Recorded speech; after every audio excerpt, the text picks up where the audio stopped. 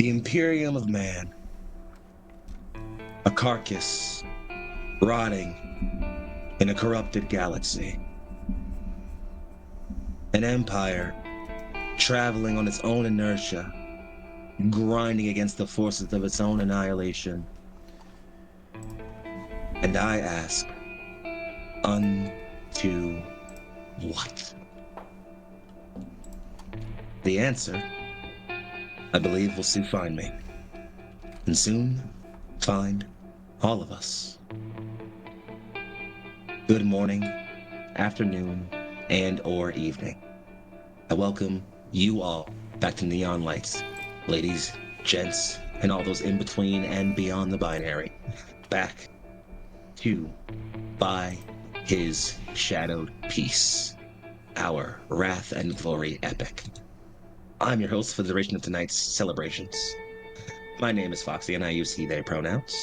And I have gathered with me 4 dedicated souls, 4 worthy, honorable chosen, 4 acolytes in service of his most holy Ordos. And much more importantly than that, I bring you 4 flames flickering against the dying of the light.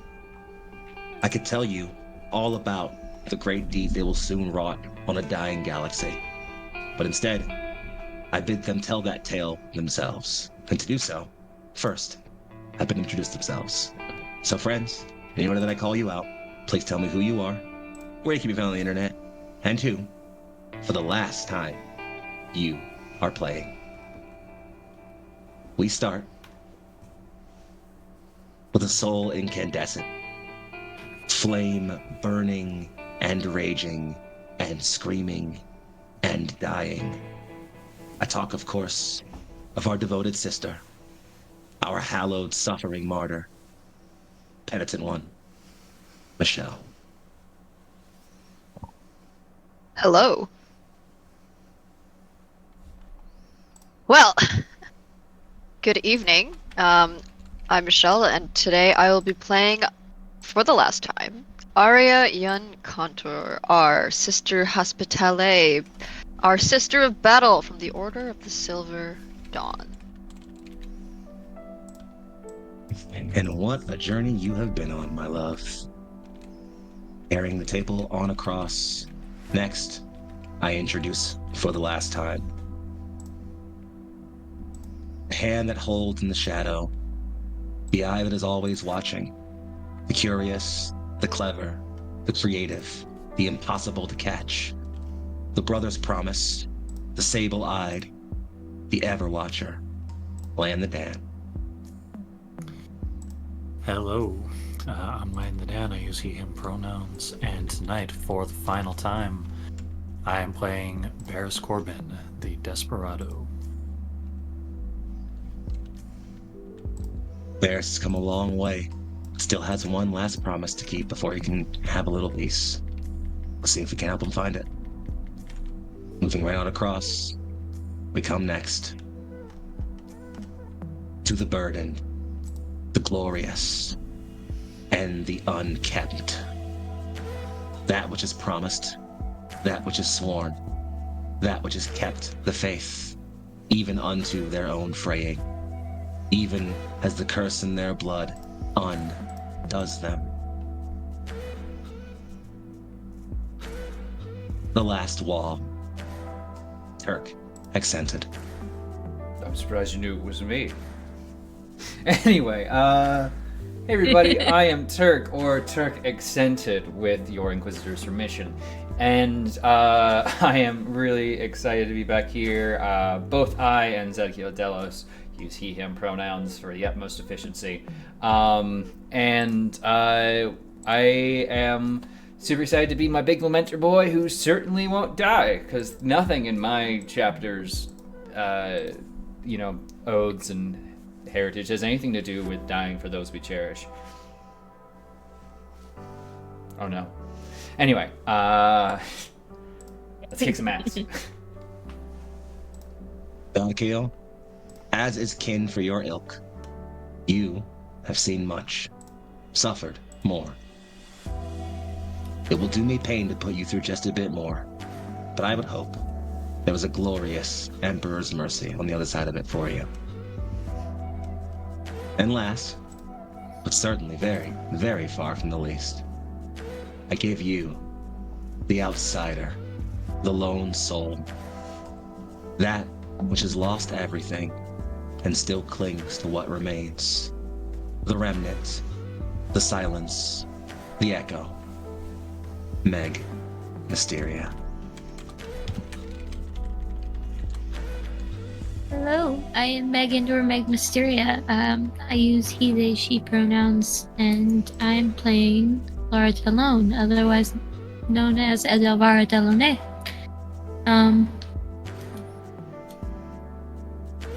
Been through the ringer, but it's okay. She has a pretty rock.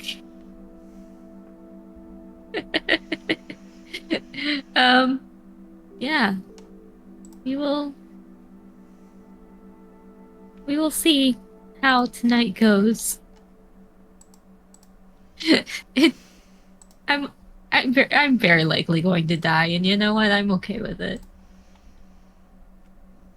Laura, I have asked a few people in this campaign, some directly, the weight of a soul. And I think you, more than most others, have given us at least a measure of an answer. And now, in return, I hope to give you some closure. We'll see how you get there. Friends, ominous notes aside, I'm Foxy. I play everyone that's not these four incredible people, which has been an honor, a pleasure, and one of the most fun things I've done in a very long time. With all of that conversation aside, and nothing more to say, let's set the scene and get these folks on to their ending. Darlings, you are aboard the astropathic way station. A real space fragment flickering against tides of unreality. There are void ports not far from the hallway you're currently standing in.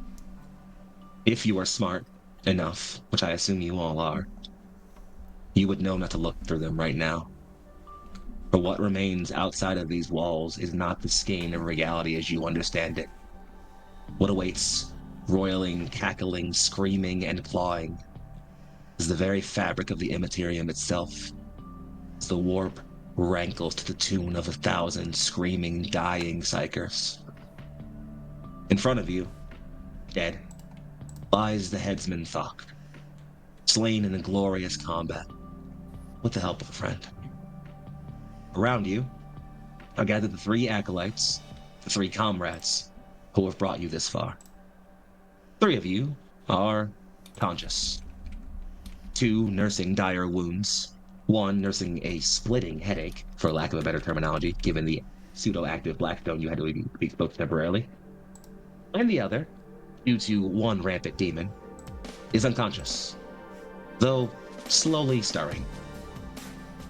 Friends, there are virus bombs to put to a stop, psychers to cease the screaming and suffering of, and a Harrow Master to end.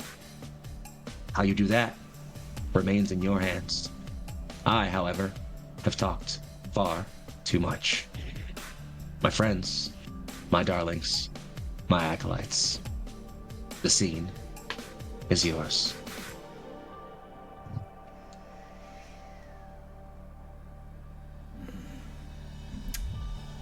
I think the first thing we open up on is Zadkiel, just applying some Medicaid stims and other congealants to his open wounds, stopping whatever meager bleeding there may have been, and working to seal the armor off, whatever patchwork he can manage.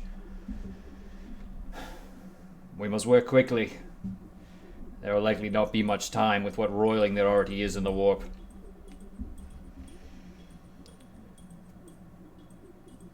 Still, we won't operate well if we're all bleeding out. Let's get patched up and then get moving. Understandable. Has Sister Aria stirred? Varys will probably be going to check on her. It's taking a moment, but yes, Aria, you're coming too. Ugh. What? What? Time to wake up. Oh my god! My emperor. I think you'll find the word you're looking for. No. Just, oh my god. Sorry, what? Oh my, what now? That being said, assuming the proper Assuming the proper oath was taken. Mm-hmm. You were lost to us for some time, sister. Still feel like killing us? No, Fine. Good. For now. Because we still got a job to do. We do.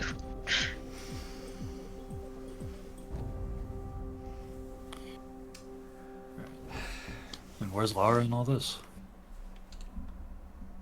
Laura is likely the first thing she probably did was deal with Aria's wounds, and then is probably finishing up working on her own.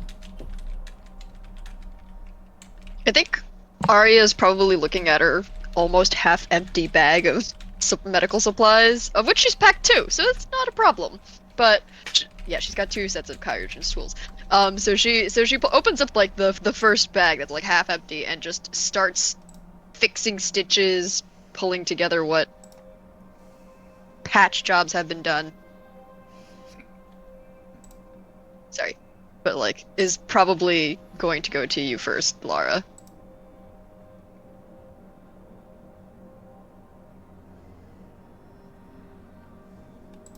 If you're looking to see what work needs to be done, I'd suggest Zadkiel take your priority, considering he was speared through with a sword. Fair enough. And like you just Benefit of a power sword. Self-cauterizing wound. Ah! I think you just hear like a very soft like thank you, little Lara. And Arya will head over to Zadkiel and start patching up that gaping hole.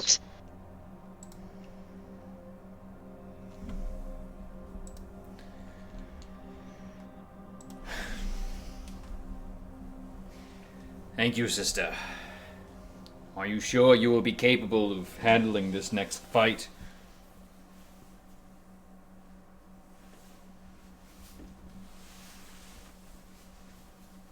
Sure. No. Do we have to anyways? Yes. Well spoken. But if you become a danger to the others, I will remember my promise to you. And same to you. There is less fear of my curse inflicting anything upon me than there is what has already happened to you. Your affliction is much nearer to the surface, it seems. You watch as like Arya sort of like grips a hand. There's like there's more strength, almost unnatural strength. Actually, it's just straight up unnatural strength in it now.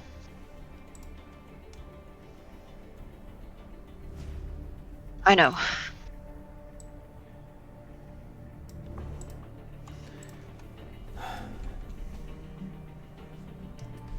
Your strength is useful, but your life and dedication to the Emperor will carry you through this more so than any demonic boon. Thank you, word.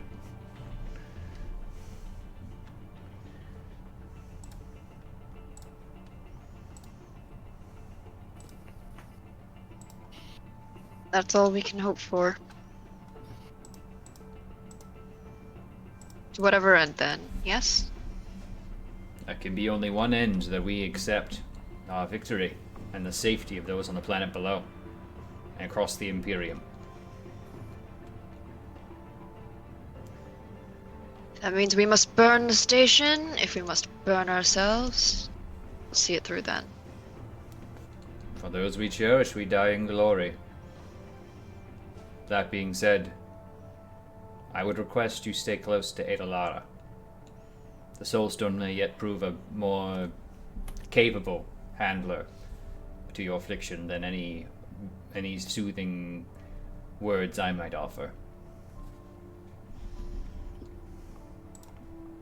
No, this is good. It is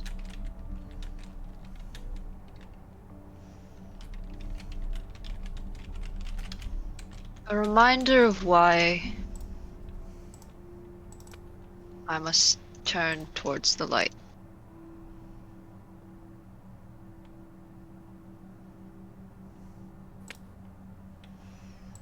You already face the light. But we may debate the qualities of your devotion some other time. And Zaki will come out of what I assume was like a kneeling pose, so you could, you could act on him. Actually, and reach any of the wounds and just stand now back up to the full 7-foot height. If we are prepared, we must move. I put forward that the safety of the planet is a necessity, while the death of our enemy is a mere luxury.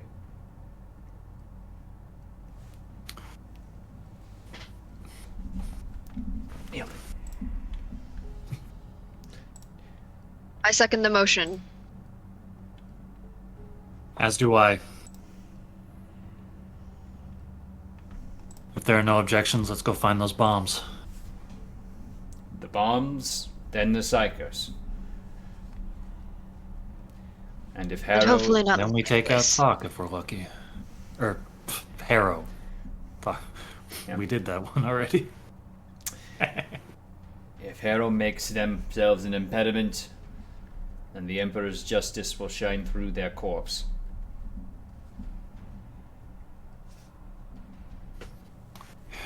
Let's get moving then.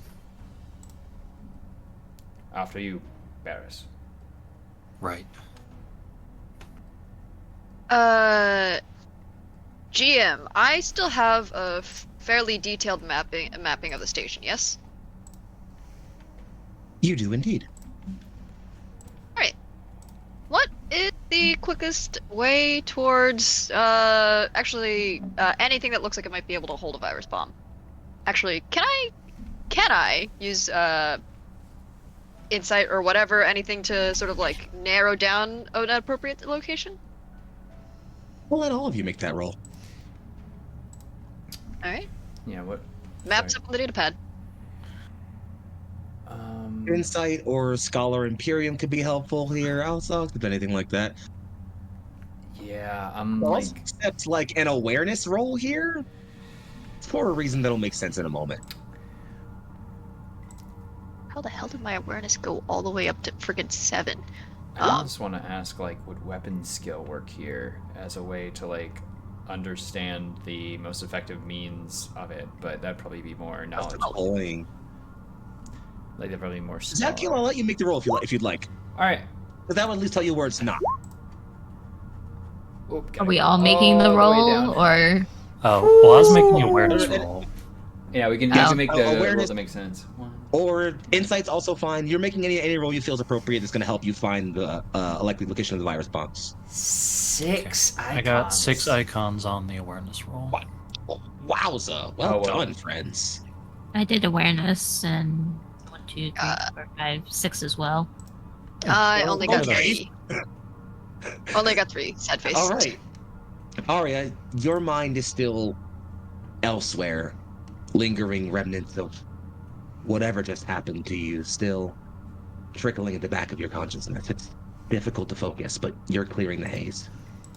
There's a duty in front of you, after all. The rest of you, however, are looking around.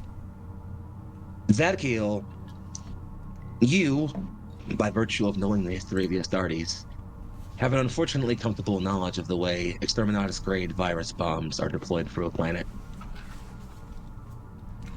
There isn't anything on this station meant to deploy munitions like that. Certainly not accurately enough to target the planet. The station is in orbit of the of the planet, but it's at a Lagrange point. If it just dropped a bunch of bomblets, it either just loom in space or maybe slowly float towards the planet if they're trapped in the gravity well. But that would still take hours, maybe weeks to get to the planet. That can't be the plan. No. So you know for a fact it's certainly not deployed in any of the escape pods or drop catapults because that just wouldn't give them the velocity to actually do what they need to do. So you know for a fact it's definitely not stored in certain locations, certain subsectors where you most likely store munitions. You also know it isn't anywhere where it would risk detonating prematurely.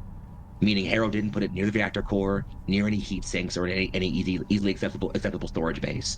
So you're not necessarily knowing where they are, but you're rapidly crossing off places that you know for a fact they aren't. Barris, you're thinking of this, and tell me if this sounds wrong here. To me, I imagine Barris's approach to what he's looking at here is less so much like where exactly do I think a virus bomb would be, and more just a matter of like, all right, if I had to put something really important that I needed to use but didn't want other people to get to, where would I put it on this place? And you're starting to kind of think through that.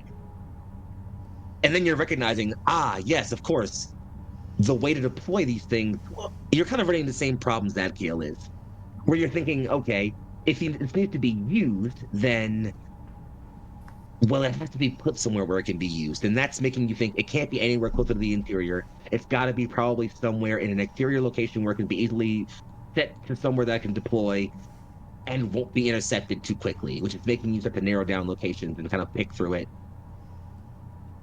Laura, and again, tell me if this sounds wrong, you don't even, I think about the actual map of the station here. I think you, more than anyone, given the semi-eidetic memory of an Eldari and where you were sat specifically for the last for when you guys got the station, you are almost certain that how do I put this?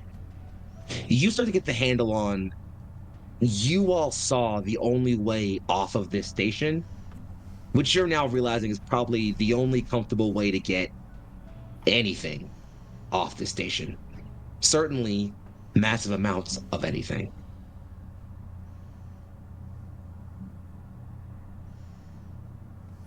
So moving to in character here. Is it possible the bombs could have already been loaded onto cargo freighters?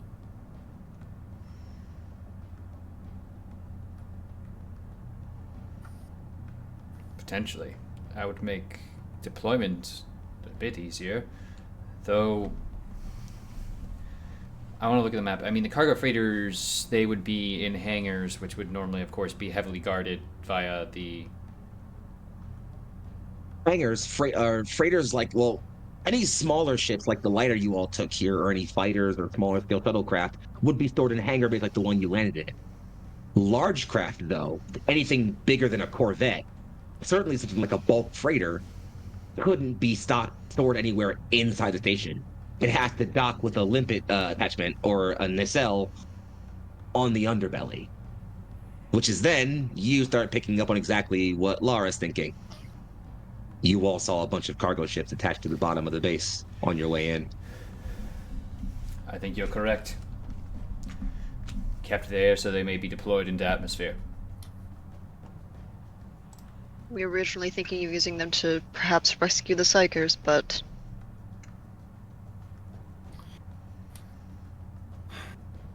Disarming a threat up here means the Psychers can be loaded up and brought back to their proper places without us having to pull off the escape ourselves. Thank you for saying that. Barris, I think because of the way that your mind thinks, you live on the outside of the law. And as someone who's done that in their own personal life, you know that there's one thing you're always thinking about whenever anything happens. And that's your way out. And you realize if it was just for Harrow, or maybe for Harrow and some of his troops, sure, you grab a fighter or a shuttle in the bay and get out of there. But if Harrow planned on keeping any of those Psychers, he would need a pretty big boat to get them all off of here.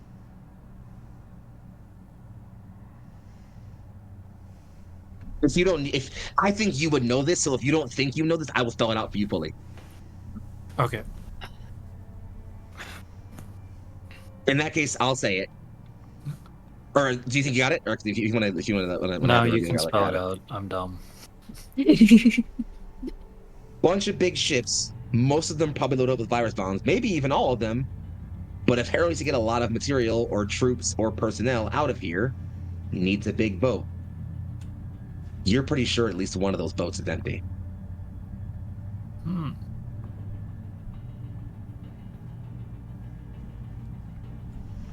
It may be that we don't have to choose one or the other.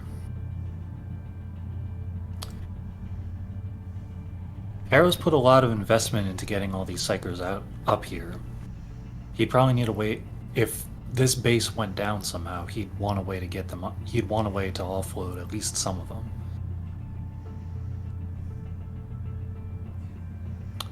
I think some of those ships, at least one, he might have kept empty in order as an escape vessel.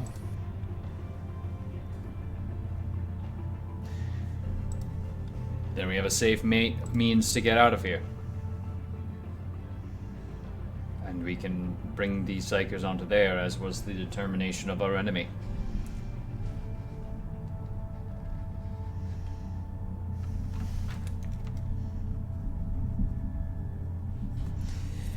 That being said, that this is all moot unless we disable the virus bombs. There will be nowhere to bring them.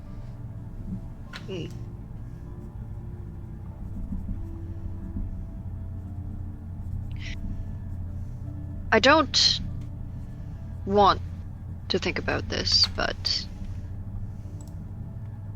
what should we do? Should Harrow have left some surprises instead of an escape? We've survived after all.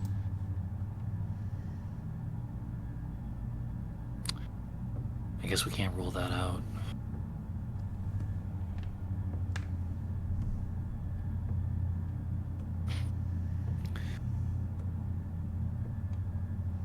Still, would an agent of chaos really leave themselves with no way out?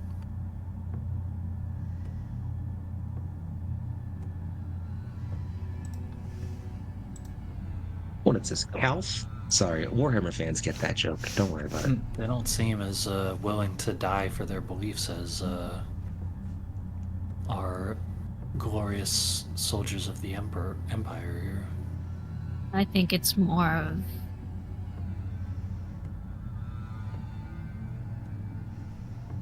whether he's left it unguarded.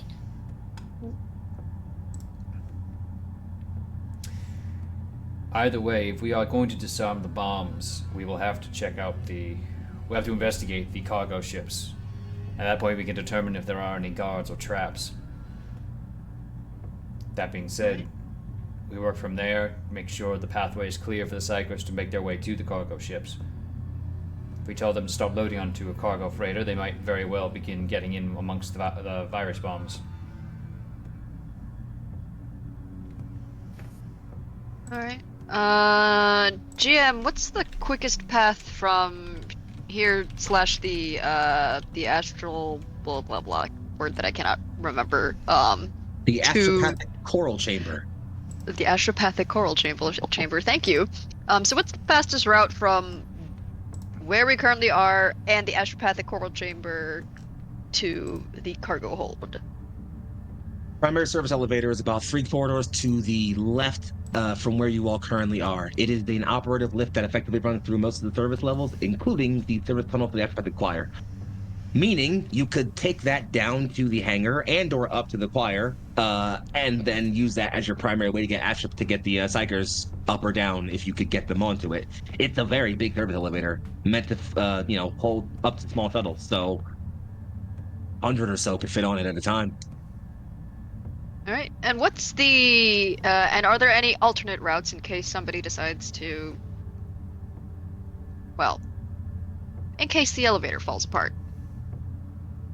It seems like there are a couple of other primary service corridors that could be used, making the route certainly a lot longer and less simplistic than just standing in an elevator, obviously.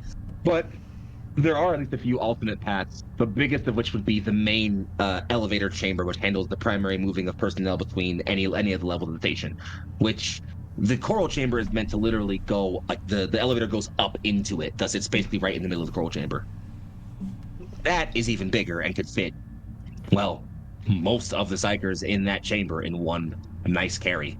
So, as far as it's a longer trip and less guarded, but Hmm, okay. Well, we do have several paths we could take. Should we take the quickest one there and see if the less guarded one can get us back? Or just go with the quickest route? Like Aria's like basically tracing the route on the map right now. Quickest works for me, but we should be prepared to encounter resistance. I am always ready.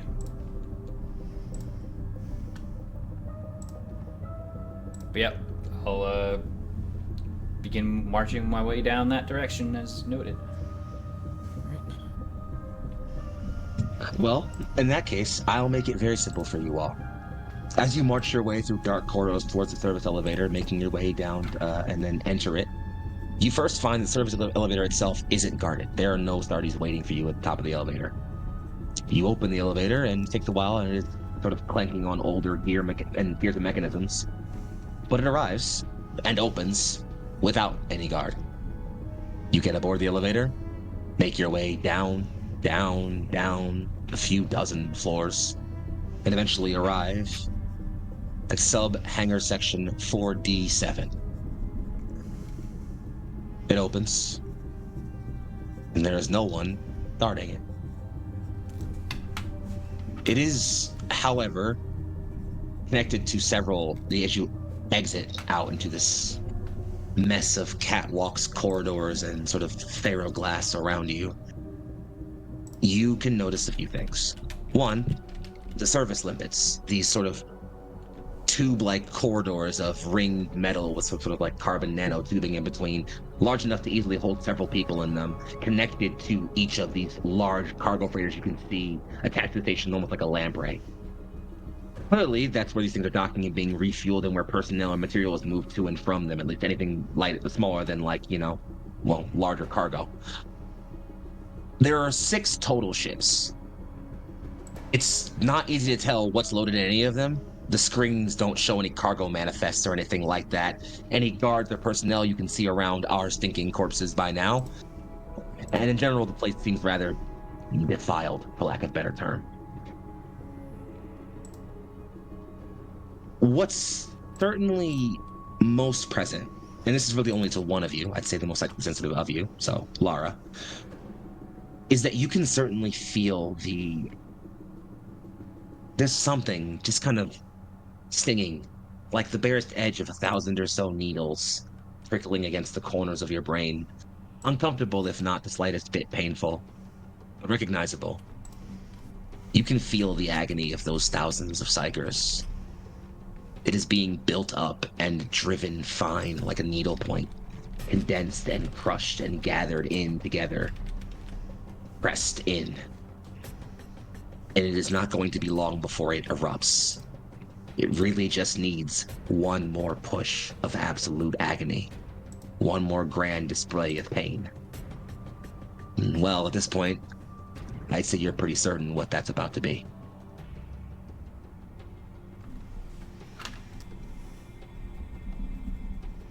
There are control terminals all around you all, and there are other doorways, and you can see a tunnel leading to or a docking port leading to each of the sort of like service lampreys into all the 6 ships.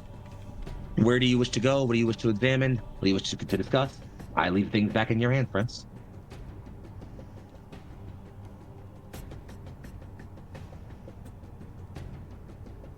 If only we could just ensure that these virus bombs simply do not make their destination. We could unload them. Would that take too long? Can we explode them before they reach atmosphere? Would detonating a virus bomb in the, vacuum of space, it wouldn't continue to linger around. It's meant to be detonated in an atmosphere and then fill that space up. Yeah. Mm-hmm.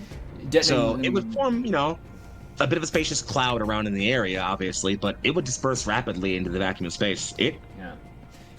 Detonating them presents challenges to us on the station, but would be safe if we were able to guide the freighters away from the planet's atmosphere. Getting them out of orbit would be the trick. Can we send them that way? Can we put them on autopilot? I know Send them not out the to space I to have it detonate? know not the trader's technical capabilities. If you think you can understand their workings, then by all means. But no, they are more likely to employ tricks and traps here than anywhere else. True. How many of these freighters are there? Six, Six. I think. So I think what Lara might do is just go ahead and check the terminals linked to each docking and figure out which one of these is the empty one. That might get you somewhere. There are a couple challenges that present, so you do get something from this. As I mentioned a few minutes ago, there are no cargo manifests depicting what is currently on these ships. But there are it would have to maps be. depicting... I'm sorry, go ahead, please. No, go ahead. I'm getting ahead of myself. But there are manifests for what they last arrived on station with, at least for the ones that clearly arrived here. Of these 6 ships, you can see that 4 of them arrived here on a scheduled timing with shipments like fuel and food rations and material and ammunition and things like that. Which means at least 4 of these 6 ships were already here before Harrow ever got here, most likely. Which means if they had anything on them, they would have had to have either already been unloaded, or he would have had to have had them unloaded.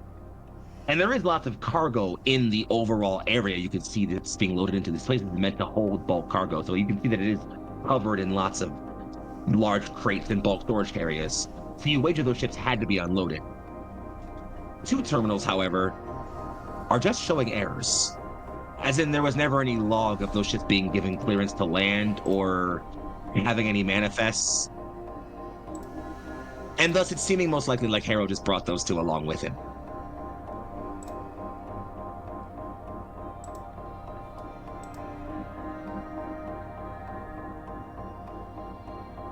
These 2 ships here are showing that there's no log. No record of what's on them or if they've been loaded or unloaded. While the other 4 show that they've been here since before Harrow's arrival. Meaning, a voice icily carries over the area around you. It's a simple process of elimination. Large thudded footsteps creep out of a shadow in the corner, lit or casted by a cargo container. Hello, is somebody in my Skype call? Hello?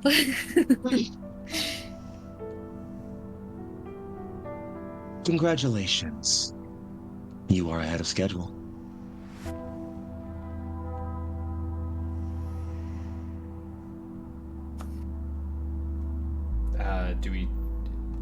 I immediately pivot facing Plasma, charging up in the direction of the voice.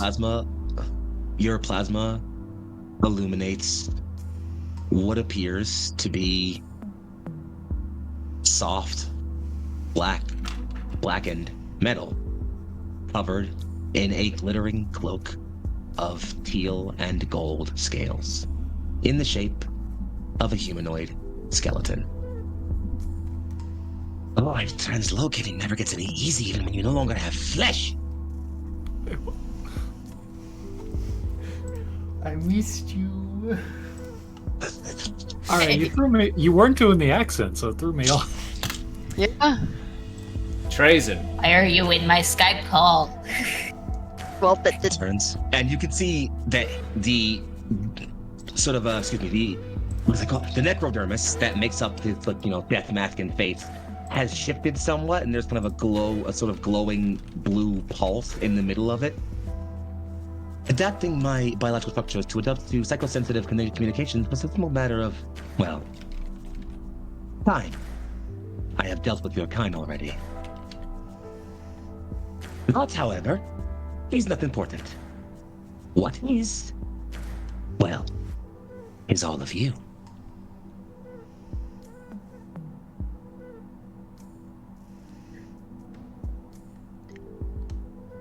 What is it you want?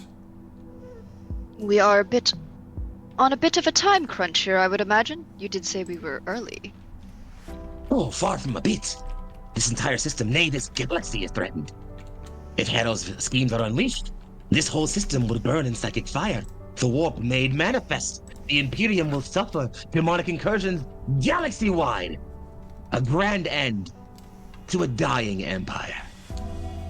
You would know something of that then. The lapdog has teeth. And I suspect your interests align more closely with the Emperors than they do the Gods of Chaos. So simple. Surely you are not served by the perforation of the warp. No. I cannot even sense it. The warp is mysterious to me. Powerful, clearly. Unknown to our realities. We have tried to shape it, shackle it. No. I do not serve the warp, nor your corpse on a throne. I am simply here for a story. And I would hope you all bring it to a grand conclusion. If you're here to observe, then make yourself a silent one. But if you're here to offer any aid and advice, I would ask you be out with it quickly. As you have noted, the well-being of the entire Imperium is at risk. Far be it from me to hold you up from previous duties and applications, but I just want to offer. Forgive me. I will be plain. You are all facing a precipice point. I am not sure you understand it. Harrow is prepared for all of this. The warp is his ally in a way you have not quite understood. The shadows cling to him close. They conceal him, hide him. They allow him to strike from wherever he feels. I tell you this not in warning, but in... what's the human word? Consideration. And I... offer isn't the word. I don't give things. But you can consider this alone, really.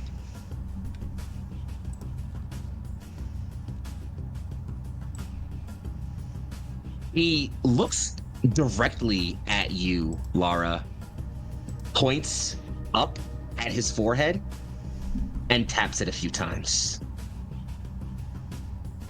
I'm not the only one listening.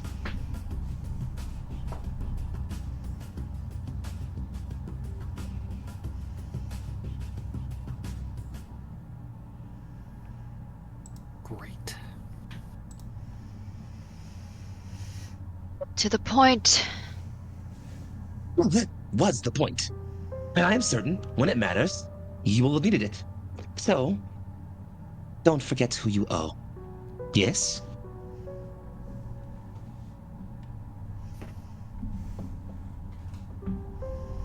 Well, if all of us are still alive at the end of this, I'm sure some of us will be. Well, whether you are or not, someone will be there to pick up the pieces.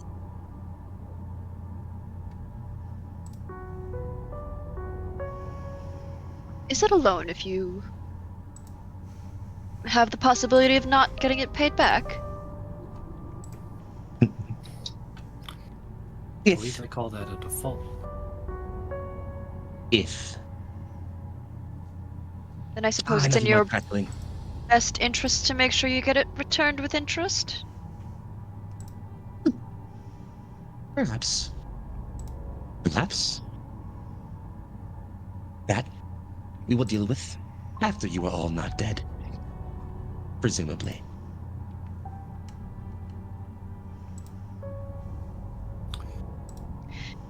I think the real question here is, what are you claiming as collateral? Well, that is for me to know. Let us just say, it is in my best interest that Kada 2 remains whole. For now. And I thank you for your assistance in that matter. Relatives don't like you?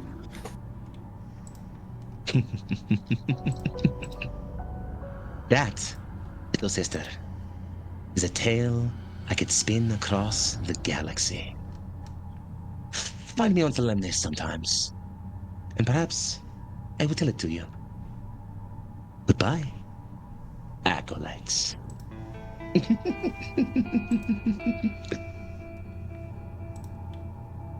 Ave Imperator.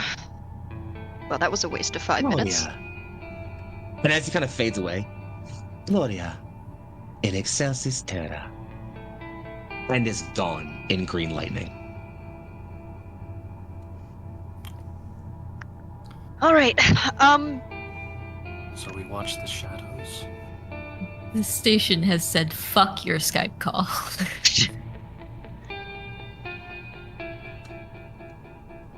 Listen, yes. Listen, you'll get there. It'll be useful. Don't worry about it. I'm helping you. Trust me. I think now's probably a good time to go check out their ships, yes? Precisely. Process of elimination. Work quickly. Scan where you can. Then let's do the following, my darlings. As you all split and separate to investigate these 6 ships, is there anything super urgent that needs to happen right now, visibly on camera? No. Nope. Everybody cool? No. Then let's have a quick fade as you all slowly investigate in the aftermath of your oh so strange encounter. You investigate the ships. Let's step away for a few minutes. Take a few to recuperate, recharge, and refuel as we need to. Friend, touch not that dial nor that browser. We'll be back with the conclusion of this episode and of By a Shadow Peace as a whole. We resume in the cold quiet of the loading sub-level. 4D7. Our acolytes emerge. Aria, it's you who checks the last of the ships. And you actually, well, Emperor's fate have it, the one you check, the one farthest left, the last one, is in fact the empty one. In every single other, in the cargo bays, in the corridors, in the stationary areas, in the crew decks, you can see them loaded with Exterminatus grade virus bomb. And at that point, you learn your delivery method. These ships are clearly already programmed with set up with pre-programmed autopiloting algorithms meant to send them straight into the atmosphere. All they need to be done is to at least prime all of the bombs, which probably can be done with one remote trigger, which you assume Harrow has, and well, approve the departure of all the vessels. The last one, the clearly empty one, is not given any pre-programmed autopiloting structures. It's clearly the one that Harrow, and or at least intends to use to escape. It's smaller than the others, meaning you assume this wasn't meant for the Psychers, but probably just meant for whatever materiel, corpses, resources, or anything else Harrow was going to take off of this place. But it's still big enough that it can probably hold most of the Psychers. You don't have time to do that kind of cold calculus right now, I hate to say it. But as you come out and gather and reassemble, you notice the rest of your acolytes, your fellow comrades, coming out of their own ports and checking their own doors. Barrett, you have the possibility of taking two, so you kind of dip back and forth into two. And well, you all see it plain as day. The shape of the thing in front of you. You all know where the virus bombs are.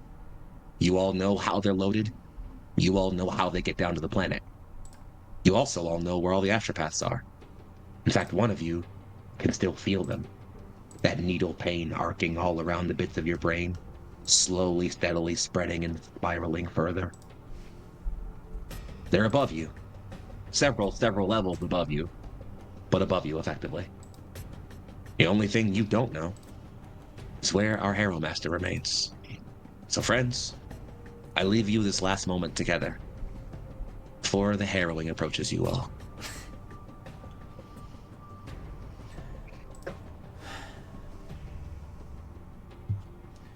Well, found the empty ship. Found the bombs. They are pre-programmed to enter atmosphere. I assume then a hack would take too long. I can always To check it out. prevent the approval of the flight system, maybe, but I certainly don't have the skills or the know-how. No mechanicus on planet that I would trust with the task. That being said, we must consider this machine spirits truly corrupted to ill purpose. Then an alternative must be done. Destruction of the station as a whole. If the ships are still docked, they will be taken down with it. And the virus. Is there any chance of it reaching the planet from here? Unlikely. Dispersion of the viral bomb above atmosphere will create a harmful cloud, but the vacuum of space will too thoroughly disperse it for it to have its full effect. Alright, we'll keep that in the pocket then. I do not think it Chris, should be what are in you pocket. doing? Respectfully, I do not think this should be in the pocket. Varys, this station must come down. It's the only way to safely ensure that none of these bombs are delivered. We may save as many psychos as possible, but we must ensure this the reactor of this vessel goes critical. Fine. Barris, give me piloting. On it. Zacchio, give me weapon skill. Coming at you. Aria, give me scholar. Alright. Lara, give me psychic mastery. Okay.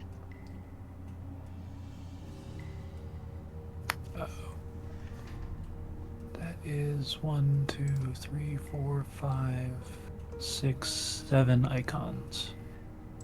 I 7. have 7, and Jesus. I have a 5 on the wrath die. Well, 6 and a 5 on the wrath die, but Aria's a little dummy. It's fine. No. What you got? Huh? Oh, I got 1. I only Oh, rolled 3 dice, That's though. fine. Totally fine, not a problem. Yours was honestly the easier check. That's kind of why I gave you scholar. Don't worry about it. So we'll cover it in the same order that I called for it. Barris, talk of exploding the reactor of the station gets you thinking.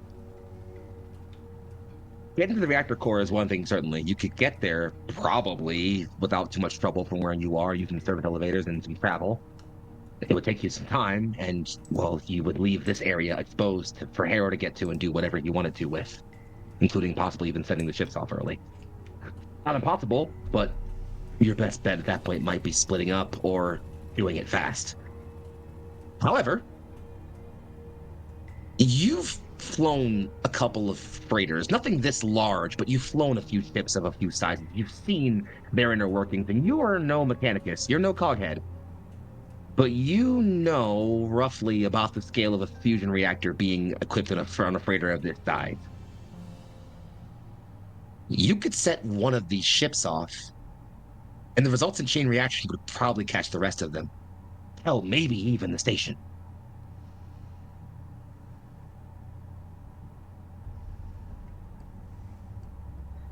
Kill. Actually, Barrett, you want to share that knowledge with Spencer if you'd like? Oh, sure. Zad, targeting the reactor of the station would take too much time. Time that we don't have. But the station isn't the only thing that has a reactor. If we can overload these ships, even just one of them, the resulting chain reaction from the bomb should take out everything here. Hell, it might even take the station's reactor out with it. I'd say that's a better bet than heading to the core. Kill before you respond. Your weapon skill check was a 7, yes, as well, yes? Mm-hmm. Well, my dear Astartes, you are remembering a boarding action you took above the planet of Quinteus 4. You had several brothers beside you. Many of them died in glory, and in the end, as you were purging the massive ship of the taint of the Orc, you directly overloaded the reactor, and with a single squad and a half, I'd say, held down the engine chamber for as long as possible until extraction could be provided, just moments before the core exploded. You know exactly how much time it takes from triggering a purposeful override of a reactor to detonation. Roughly about 7 minutes for a ship of this side, possibly. Not too bad at all, but it's a tight timer, and you'd probably need to start that timer before Harrow got here, unless you want the chance of him fucking with it. A brief timer, rather than an entire station's meltdown. But there is wisdom in it. And if it saves, and to ensure the lack of interference by the enemy, I believe we should take this course of action. Aria, before you chime into this, and an employee, you are finding yourself a bit out of your element. All of this is, even for a sister of your caliber, large in scale. But you have a long and studious career, having studied the places the Emperor calls most important to defend his most holy people. You have had the benefit of being in at least one astropathic station. And you know that while, yes, you could probably, like as mentioned, load up all of the astropaths on to the primary elevator and simply bring them all down here in one trip. If your plan was to do multiple, taking like 100 or so down in the service elevator, that timer's tight. It's going to take a few minutes to get them all on there. And that's if you did it perfectly smoothly with no interruptions. But you're pretty certain you can override the main elevator corridor, or the main corridor elevator, from where you are. You would need a couple of minutes to bend, or probably to find some kind of credential you could use to approve the override. How you do that is, well, we'll figure that out in a moment. But you're pretty certain you can bring the main elevator down here without having to go up there and do it. You could go up there and do it without having to do the override.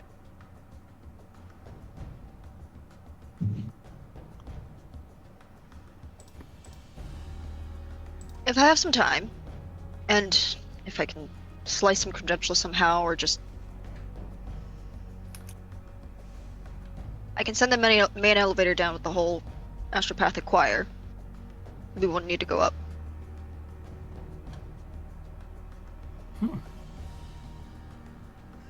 But I'm gonna need a few uninterrupted minutes to override the main controls. You'll need time to set the ship to overload.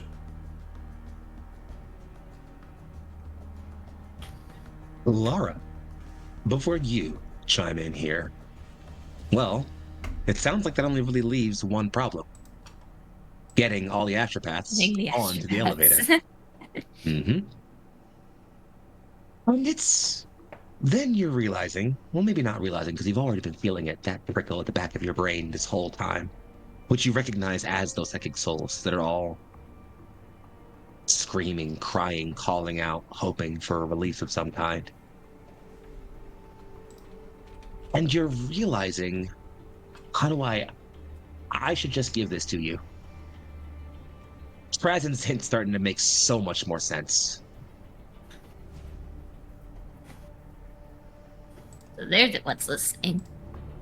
Bingo. We didn't have to worry about Harrow. It was them.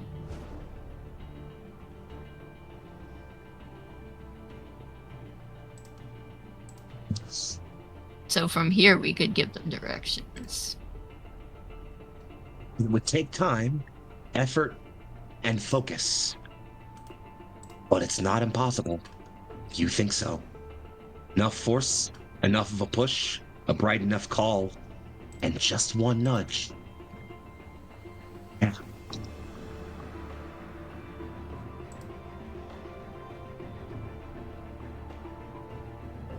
Once we start, we're probably going to get under fire.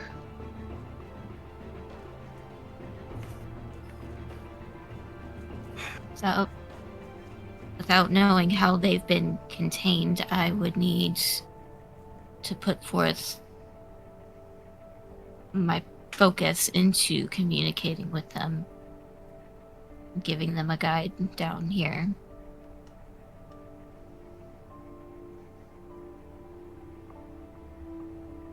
So that's 3 of us that need time. And one of us who can provide it. And coverage to do so. I'll be counting on you. This gives you a smile as if to say, when are you not? I mean, he's beat the fuck up. Like, despite all the Bedekai, like, he looks haggard, but yeah.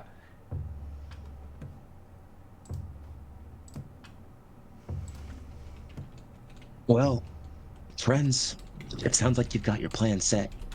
Barris, as you know, you don't have to babysit this the ship's reactor. It's a couple of minutes to set some things at the bridge and maybe flip a couple of valves over in the main engineering chamber. But you can set that with maybe like a minute or so of free time to yourself, without any interruption, and then get back to doing whatever you need to do. You just need to make sure that you're away from the ship and everything else around here before. So you technically don't need to wait too long. If you want, you can go start working on the override right now, pick a ship and get to it. If you want. If you want to stay as a group and wait until something happens and time it perfectly, well, that's a different story. The other 2 of you who think they need time, well, mostly right. Lara, yes, you need time to focus.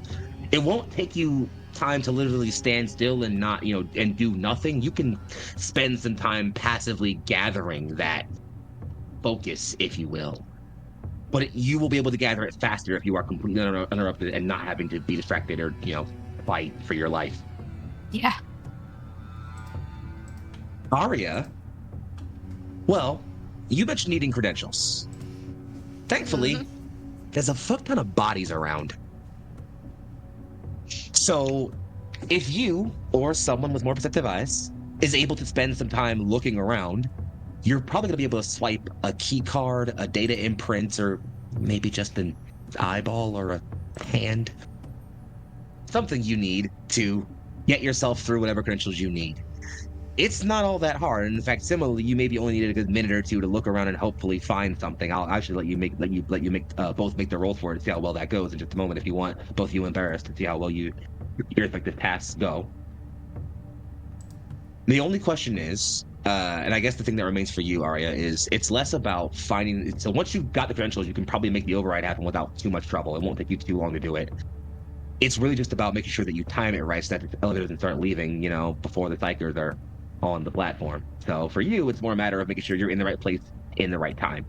So, in summary, what seemed at first like a plan that required 3 of you to need time, one of you just needs prep time.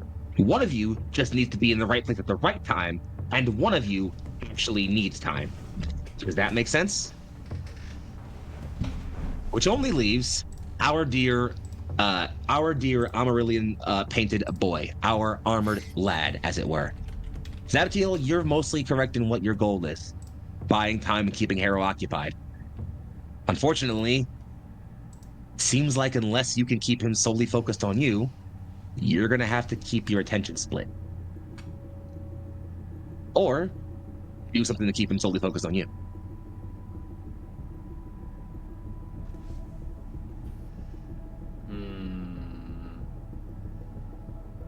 I'm going to let you stew on that.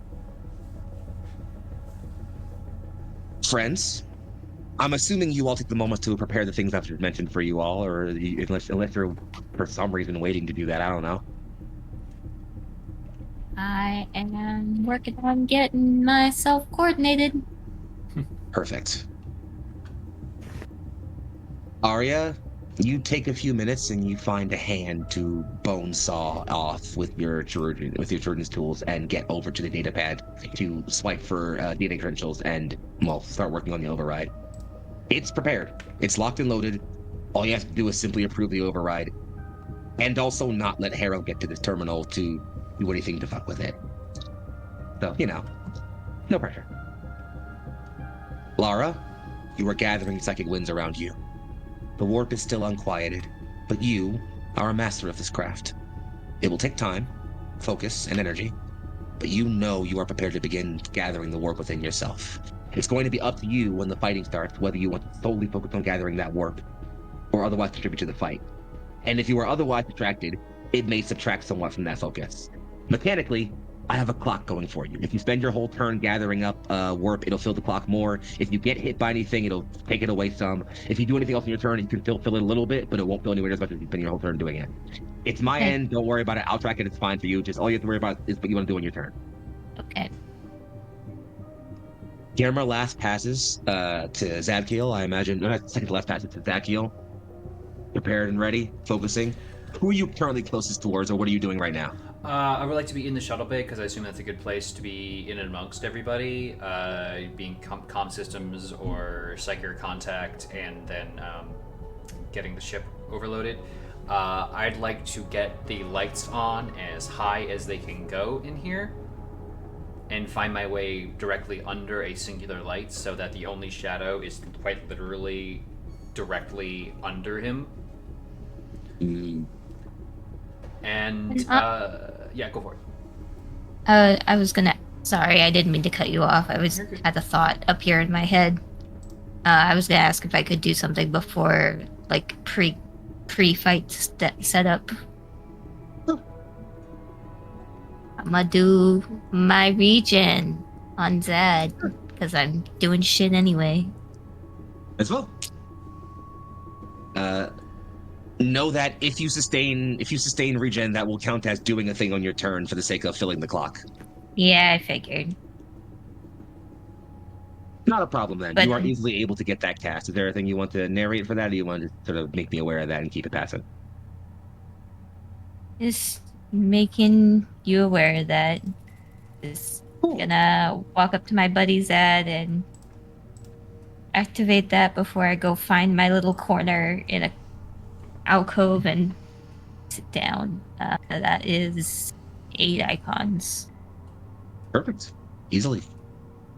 Zadkiel, you feel the warp and sort of crawl warmth through your veins, even though you're currently mostly patched up from having taken time from your fight after your fight against Stock, but it is still a comforting sort of reliance to feel once again that healing and presence within you. I think you've almost maybe sort of gotten a bit used to it at this point in time. Mm-hmm. Familiar comfort. In that case, with you positioned beneath the lamp directly, the only shadow being the one directly in front of you, the camera last passes to inside of the reactor chamber of one of the ships loaded with virus bombs. Several lights go from green to yellow and cycle down to red in succession in long rows on either side of like large glowing humming fusion chamber, which immediately begins to kind of waver with heat and sort of glow a brighter blue and white. We pat ourselves down to our lovely Barris Corbin, flipping the last of an override valve, which confirms for you that, well, as of right this moment, well, I guess I'll leave that in your hands. You have the last override switch in your hand.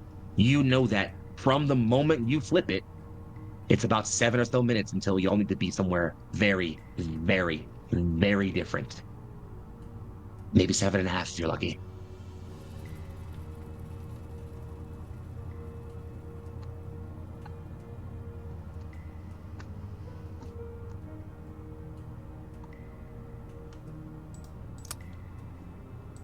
I'm ready to go.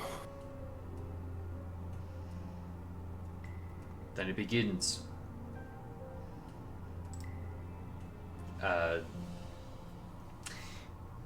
Is there like a broadband comm system that I know would probably be? Open your Vox. Yeah, I open the Vox and to an open frequency to hopefully get picked up anywhere on the station. Harrow! What besotted corpse still inhabits that armor is full of nothing but hatred and weakness. Let it be known that I, Zadkiel Delos, speak low of you and challenge you to open combat. For I will fell you this day in the name of our God Emperor and my Primarch Sanguinius. But if you are too craven, too two-faced as your fathers were, to fight me properly, then I implore you stay in your shadows. For only there will you find succor. For the Emperor's light will offer you nothing but pain. And I keep going off. I'm doing the whole litany and everything. The lumens dim, despite having been brightened. No. The glass on the outside, which shows you the ships hovering in space, begin to darken, as if someone literally tints and darkens the glass, the ferroglass all around them. As if answering your bold decree, the shadows begin to fill and darken the room all around you. And a voice whispers, soft and sullen, though it travels on the shadows all around you. Your Emperor, your Imperium, your honor, your camaraderie. Mine will bleed it all from you, from this galaxy. And though you cannot see him, you are all certain you are amidst the presence of the harrowing. Barris, the trigger for this fight is quite literally in your hands. 7 minutes. Time starts now. Couldn't said it better myself, friends. The first thing I need you all to do right now for me is make an awareness roll. Oh boy. That's a lot of icons. No 1, 2, 3, 4, 5, 6 icons for me. I have the Emperor's Vigilance. All you hear is a muttered whisper from Aria, if the road is easy, well, the destination is worthless. 3, 4, 5. It was 5. 5 for me. One. Oh, wow. Y'all actually did really good. He rolled very poorly. That 1, 2, 3. Oh, wow. Yeah. Okay. Funnily enough, Barris, you flip the switch and you immediately are thankfully glad that the reactor begins to glow even brighter, thus casting away many of the shadows around you. Nonetheless, shotgun ready, pistol tucked, you start making your way out of the ship. Lara, in your darkened corner, you are quietly focusing on the warp, feeling psychic presences all around you. And though they are rankled, though they are disquieted, you are ready. Zadkiel, you are loudly broadcasting litanies of hatred, vindication, purgation, and immolation onto your enemy. What? Onto your What the Emily? fuck? All right, excuse me about that. Excuse me about that. I'm so sorry about that. I don't know what happened there. I just had a very huge brain fart. And though you are focused on these litanies, you are also still focused on the battle that lies ahead, which leaves only Sister Aria, who is focused on that terminal. Your eyes cut to it for half a second, and for just a moment, you see the shadows twitch. There's not a piece. There are no miracles. Don't worry, I'll save you. I'll save you deciding on rolling what to do. You're getting attacked. Mm-hmm. There are no Oh, I miracles. rolled it there to are the DM. only Sorry about men. that. Let's try that one more time. Sorry. Well, it's the best roll actually, but what's your defense? Oh wait, I forgot. It's got enhanced a little bit too. My defense is That's not the best currently 6. I passed you, unfortunately. What's that armor of yours? My armor? Let's Yeah. see. Armor is +3. Unless you're asking about my resistance, in which case my resistance. So your is resistance, yeah, currently your resistance. Sorry about that. 16. So it's actually 14. So in total, you take. Let's see. Actually, my Oh, yeah. also. Yeah. Yeah. Excuse me. I gotta roll a few more d6. I'm sorry about that. This sheet's a little bit weird. I gotta do this too. My bad. Hold on. Pairing. Forgives me only one more. You'll take a grand total of, let's see, 11, 12, 13, 14, 15, 16 damage in total. Your resilience is 14, but your armor is 2 less. It's AP 2. So only 2 wounds. Let me go. I'm gonna go ahead and roll determination. Please. What's your I wisdom got stock? 3 6s. Fair enough. No damage. As you see shadows twitch, you take a single step back and are able to just barely avoid a claw literally reaching out of the shadows, igniting in a sickly green lightning, or I guess bluish green lightning, and sliding so close it literally nicks part of your hair. It slides past you, and a figure far too massive to move that fast manifests in front of you. It's not going to make it any presumptions here. It's Harrow, fully bedecked in his cataphractic Terminator armor, lightning claws ignited in power and sliding past you as he steps out of the shadows. Perceptive. Your turn.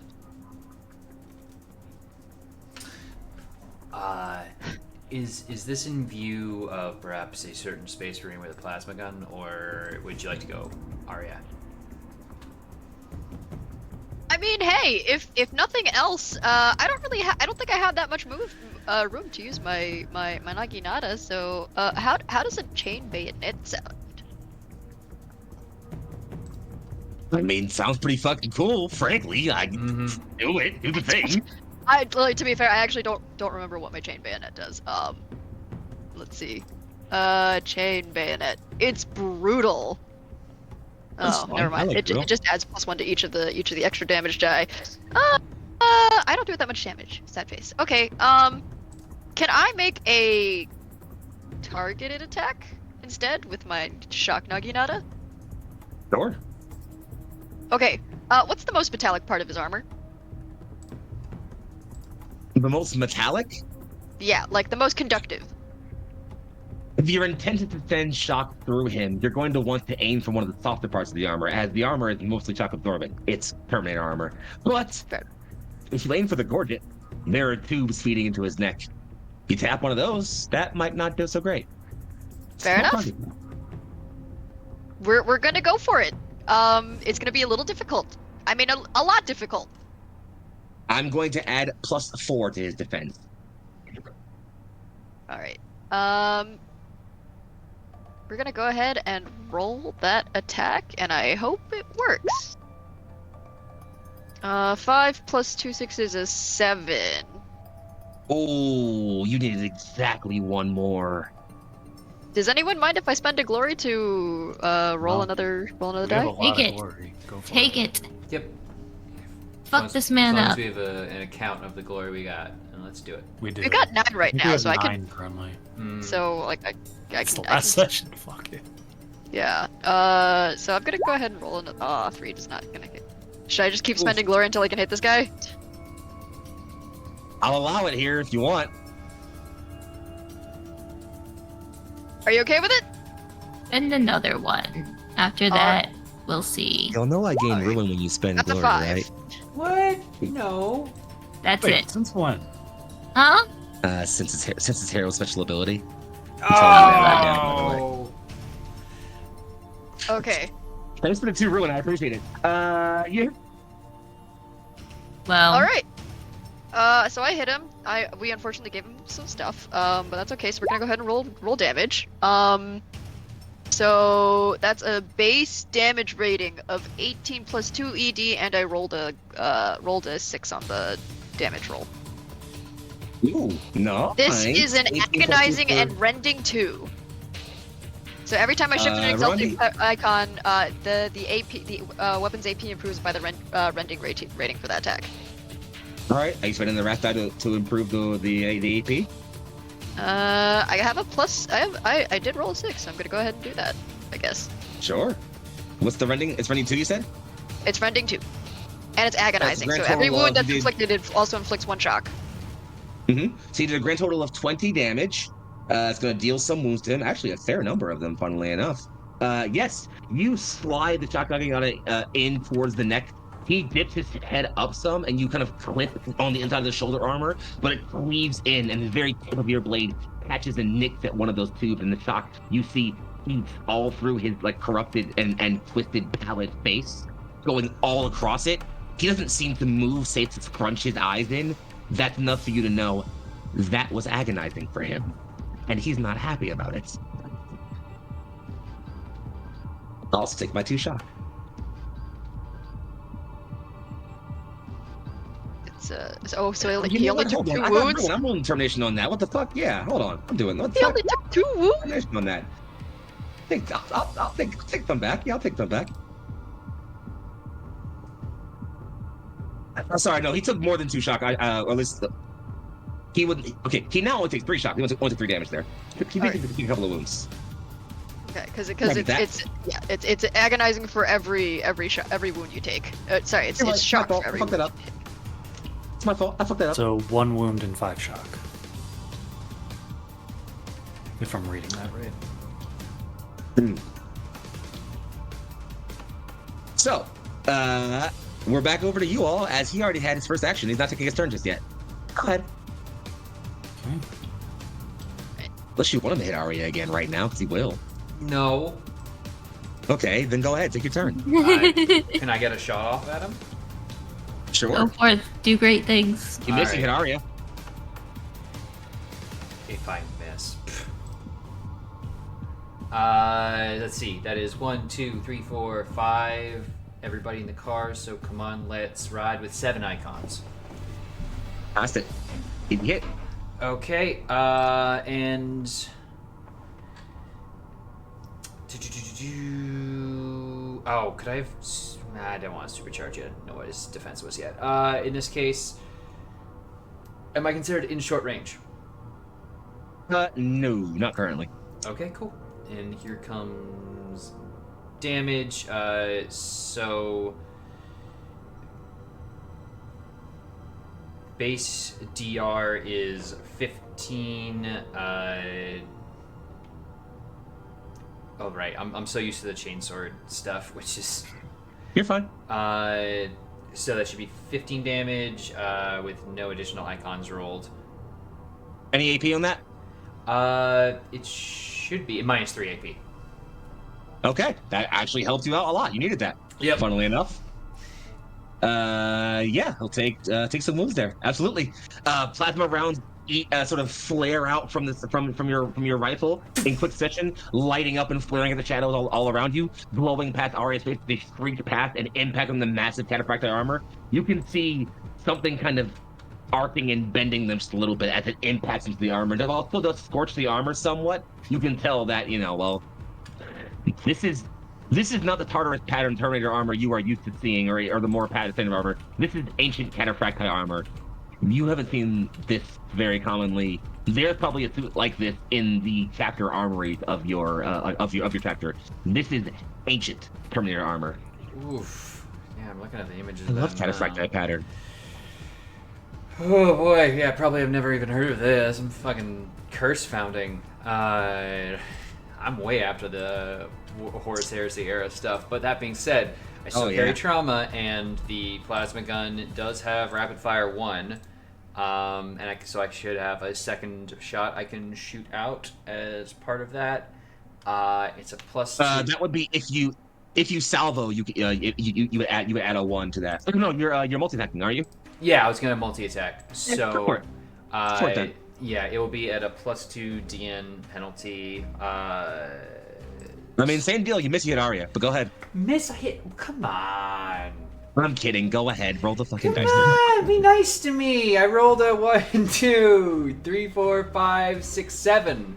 Oh, I got that one You're through. actually. And an 8. 8 technically. You're through. And plus No extra damage on that, so another 15 with a -3 AP.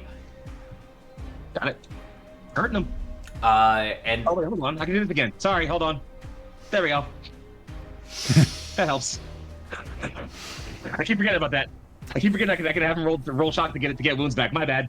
you're good. Super important. I can remember the back. I can do that. Just and at that point, I am moving quickly to close the distance. Absolutely. Hand already going, He's, getting ready for the cheat sword. He's gonna take his turn now. By the way, if that's cool with you guys here. By the way, We could spend glory and see the initiative. you could. But You we're could. giving him ruin. Yeah, I think it's fine. Good. Go for it. Didn't he already take his turn though? No. He's the boss. He probably has more than one turn. Yeah. Sorta. It's a special ability he has. You'll figure it out very rapidly. Don't worry about it. Go ahead. you mean the emerge from the shadows and surprise people? No. Surprise! You spending glory, or you? What's the? Am I hitting No. Michelle? You spending glory? What's happening here? You can threaten Michelle all you like, but I'm sure Michelle I'm sure Aria could take it. Just look at her. She's built like a tank. Wrong. Dang, actually. Okay, so what's the call? What are we doing here, boss? Take your damn turn. Take the turn. We're not gonna seize initiative. No, okay, I'm sorry. You just down. Okay, my bad. Jesus. All right, I'll skip the fluff. Arrow steps back after he gets impacted with plasma rounds and sort of runs forward. The shadows gathering and swirling all around him as he once again brings those claws up and descends like a predator beast onto you, Aria. What's that defense again? I believe that is a 6. Well then, with a 6 on the rat bag, gotcha. There we go. I needed that. Fuck, I'm not rolling super hot tonight, guys. Here comes the damage. I lied, by the way. I'm rolling so much harder than I fucking thought I was. Wow. Okay, cool. What's that? Your armor resilience goes down to 14. Oh yeah. Also, I gotta do my my extra couple of ones because of tearing, baby. I fucked this up, by the way, and you're about to find out how I fucked this up, just in case you were curious. So first, here comes the, so yeah, I'm gonna do tearing first.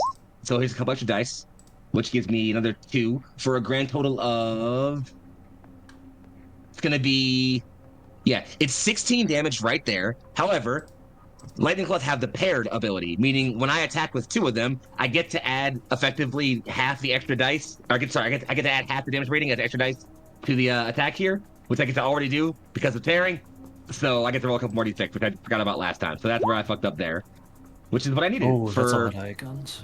16, 17, 18, 19, 20 total damage to you, Aria. With your resistance counting as 14, that's going to be 6 total damage. I'm gonna roll determination again. You So will subtract absorb 3 of from it. that. So that's Claws what I take descend. 3 You'll wounds take and 3 and then take 3 shock. 3 wounds and 3 shock. Okay. Yep.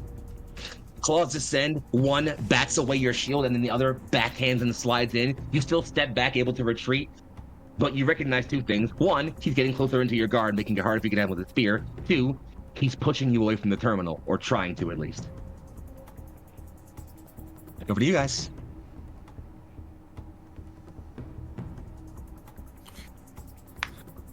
All right.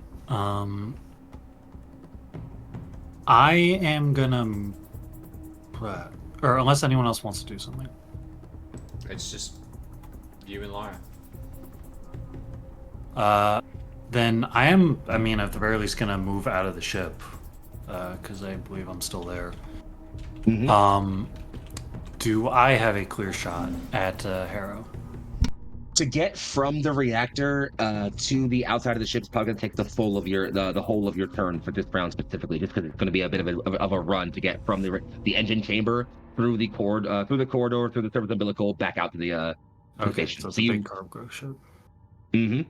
Okay. Big ship. Well, I mean, better that. I mean, if that's about all I can do, then yeah, better than being where I can't help anybody. Fair enough. With a full sprint, the camera will cut to the umbilical terminal opening up on one of the ships and Barris running out. Barris, you see Harrow descending lightning claws on Aria, who's dueling back and forth with him, while Zakiel puts plasma shots and Lara sits focused in the corner. The camera will then zoom over to Lara. Where are you in the middle of this brawl? I think Lara in the midst of all this is very faded, listening into the fight that's happening in the background. Still somewhat tuned into what's going on there and the thoughts of her friends as they confront Harrow, but is trying to put forth her focus into the Psychers and getting through the pain that they're suffering into their thoughts, trying to encourage them that there's a way out.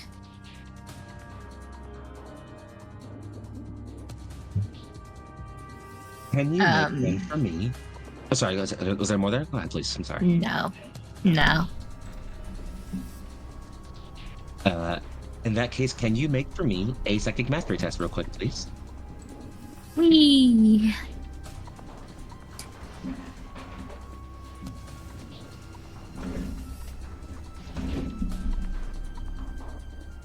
Count numbers 1, 2, 3, 4, 5, 6, 7, 8, 9. That's 9. Okay. And my second question: Are you maintaining regeneration this turn still? At the moment, yes. I'm still listening in on everybody, so I'm trying to like.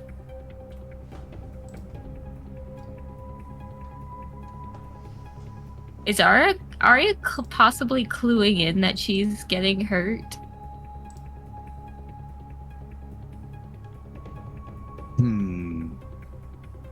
As in you? Yeah, like is like thought-wise or even aloud, is she indicating that she is hurt? Oh yeah, good question. Because You did, because Lara's in meditation / trance mode, so the only way that she can process that is if it's auditorially or psychically. Yeah. I don't think. So I just realized I was muted. I think Aria is not trying not to broadcast to you specifically, Lara, because you need all of your focus. So. Okay. So that sounds like a no. All right. Well, in which Cool. case, stick up your clock some more. Are you remaining in your corner, Lara? Are you moving? You doing anything else? Until Harrow decides to show the fuck up, I'm sticking to my corner. Oh, then This I'll is- stick your clock up a certain number. Uh-oh. That's... I heard oh. Now I'm worried. I was just curious. That's cool. You're I fine, like don't my worry about it. corner. So, it's a great corner. You should enjoy it. So I stick your clock up somewhat. Friends, you're staying focused. Aria, you are Zakiel, you're still pulling shots, cover fire over Aria's shoulder, kind of stepping around and in as you're charging towards Harrow and her as they're dueling it out. Aria, you are stepping and trying to kind of keep Harrow focused. Again, you're recognizing he is trying to back you off from that terminal. And I think you think like, okay, counter offense, push him back so I can get back towards the terminal. You step in, swipe with your Naginata, you hit dust. Shadows. Harrow fades from sight in front of you, becomes nascent shadow, disappears in a mist all around you with a soft chuckle. Awareness rolls, friends.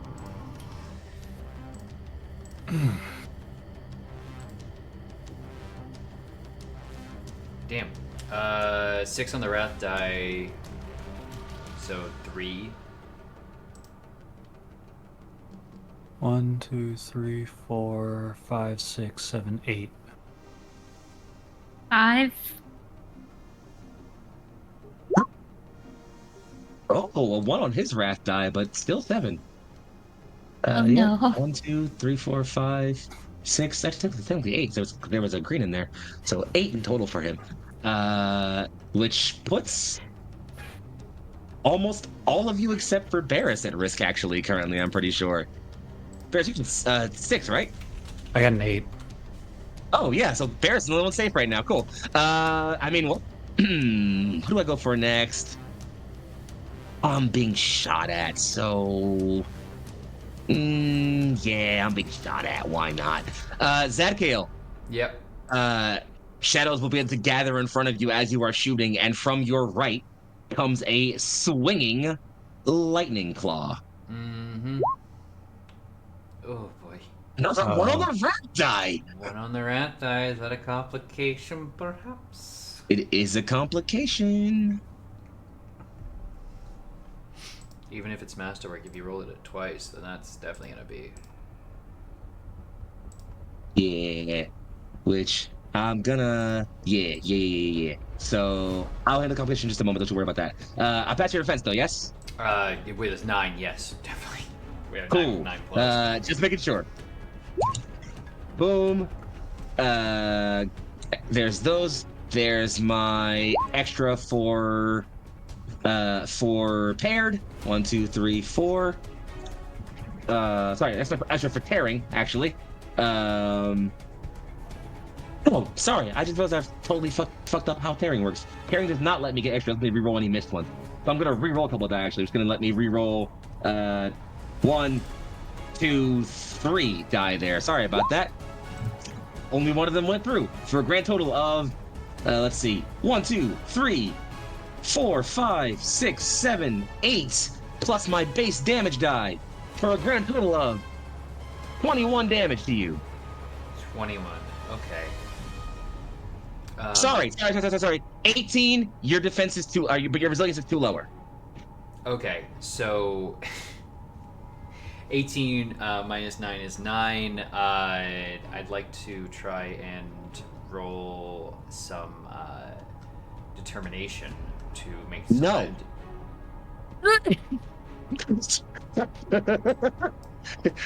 Go ahead. I was so ready to be like, actually, because of the properties of it, and I'm like, oh fuck, okay, so 2. No, that's a good idea. That's a good idea. Next But that time. just means he's doing mortal wounds, which, you know, that's the whole separate thing. Don't worry about those. So yeah, take 2 less of that. 2 into my shock and 7 into my wound. 2, 3, Indeed. 6, 7. Oh boy, okay. That didn't feel good, but I do have regen. Indeed.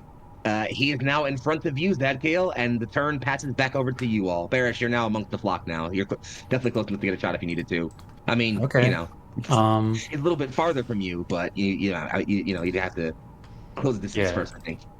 But who wants to go first?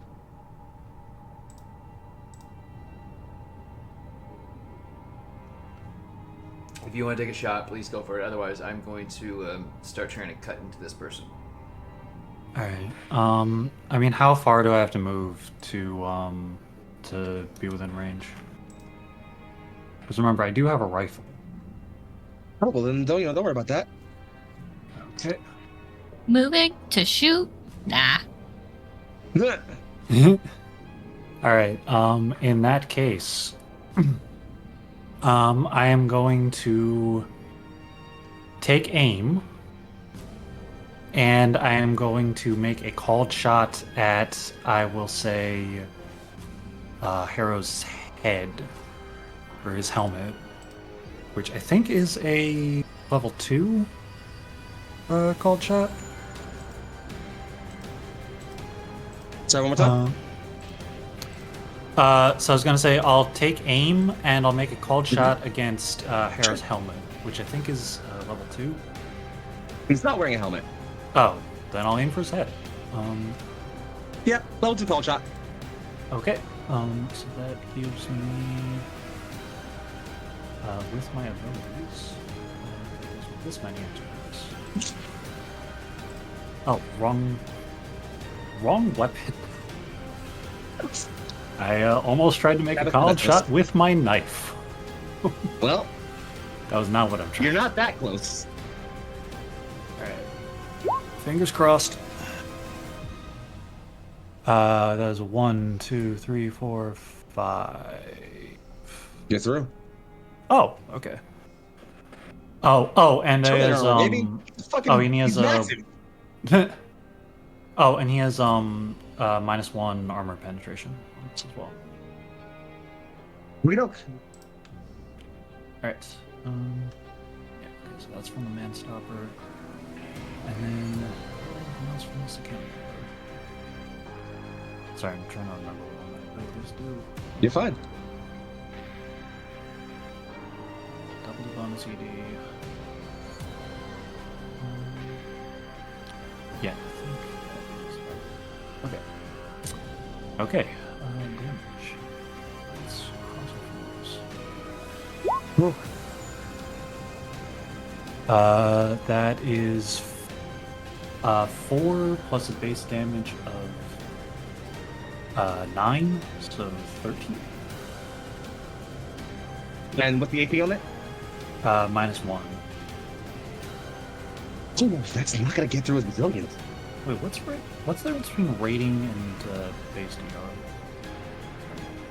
Base DR is just the basic number. Rating DR could be different because for melee weapons you add your strength to the DR, so it could be different. Yeah. So yeah, unfortunately, that doesn't get fully through his armor totally. Unfortunately, so while you do manage to get a shot off through him, and it kind of the shot slings towards his head, Harold just his head back just a little bit, and it just slides across his forehead, causing it to bleed just a bit. He rolls his eyes over to you while still dealing with that heal, and gives a sick, wicked smile. Can we say I distracted him with that? Turk, go. Yeah, I'd love to go. If I could seize the initiative here and use the one glory that I just got to do so. Sure. No, take another ruin point. That's fine. Why not? No problem with that. Because I'm going to attack with the Chainsword of Angelus. And you mentioned blood? He did just bleed a little bit. Okay, I need to make a willpower check. I need to be a 3. That is a 3. It's 3. Not needing to go all out here, though. Allow me to actually mend that anyway, because I will be attacking all out and going for a multi-attack. So, let me just make sure I get this right.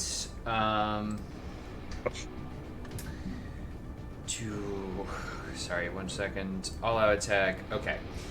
So I get a +2 to my attack dice pool, and basically putting the plasma gun to the side, assuming it's going to be destroyed either way, as all my main ranged weapons tend to do. Chainsword of Angelus comes out. It is parry. It is glory. It is everything. This is with a +2d6. Oh wait, already added on from last time. Perfect. I didn't take it off. So that's 15d6 coming out to 1, 2, 3, 4, 5, 6, 6 icons on the attack. Okay, first attack coming in. That is going to be. Let's see the icons because it is brutal. 1, 2, 3, Let's see, 1, 4, 2, 5. 3, 4. 5. Yeah, 5 5, total. yeah, Yep. 5 plus my 14 for 19 total, no AP. I forgot. 19 total does get through his armor somewhat. Do I spend a ruin here? No, why not? Thank you. Shit! I just realized something. You were supposed to add the your ED. I have brutal. Oh, yeah. So, In that case, he would have taken exactly. Let's see, that's 1, 2, 3, 4. He would have taken 2 more damage. One. Well, he actually would have taken 2 damage, 1 damage from that. He would have met his difficulty with 1 more and then beat him. So Okay. he'll take 1 more. Okay. Sorry. No, it's fine. I'm going to spend a ruin though. Zadkiel, you dig into armor and start to bite through it, and just as you get through and start to maybe feel like you're getting at soft wiring, servo musculature, and tissue, possibly, you suddenly lose all tension in your blade, as if you were cutting at shadows. I was gonna combo his ass! You get back here! You take the full force of my combo. And Coward! So does this turn the anything more life for you? off have any effect or life up having any effect on this? Nah, warp shadows, baby. Sorry. So, only other thing I'd have to worry about is my regeneration. What does that look like? I don't know psychic powers. Pretty sure it's 1 at the top of the round. Yes. Meg. Regeneration I'm is 1 sorry? wound back at the top of the round. Regeneration is 1 wound back at the top of the round. Yeah. Okay. So next round, we get a wound. So at the top of the round there, because I just got hit. Okay, cool. Cool.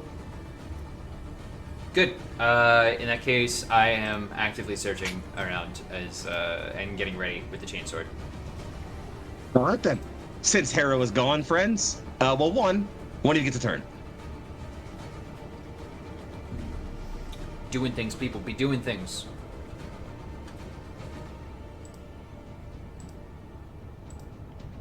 Do you want to do something, No. or? Yeah, Lara, do you want to focus on psychic powers more? Aria, do you want to do a thing? What's up? What's the call here? I'm doing a focus. Fully focusing, or are you still making regeneration? I'm sustaining. Psychic mastery for me, please.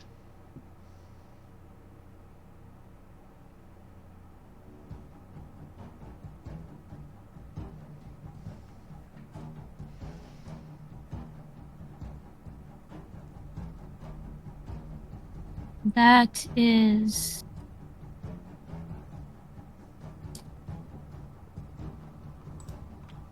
That'd be a 1, big number, 2, isn't it? 3, 4, 5, 6, 7, 8.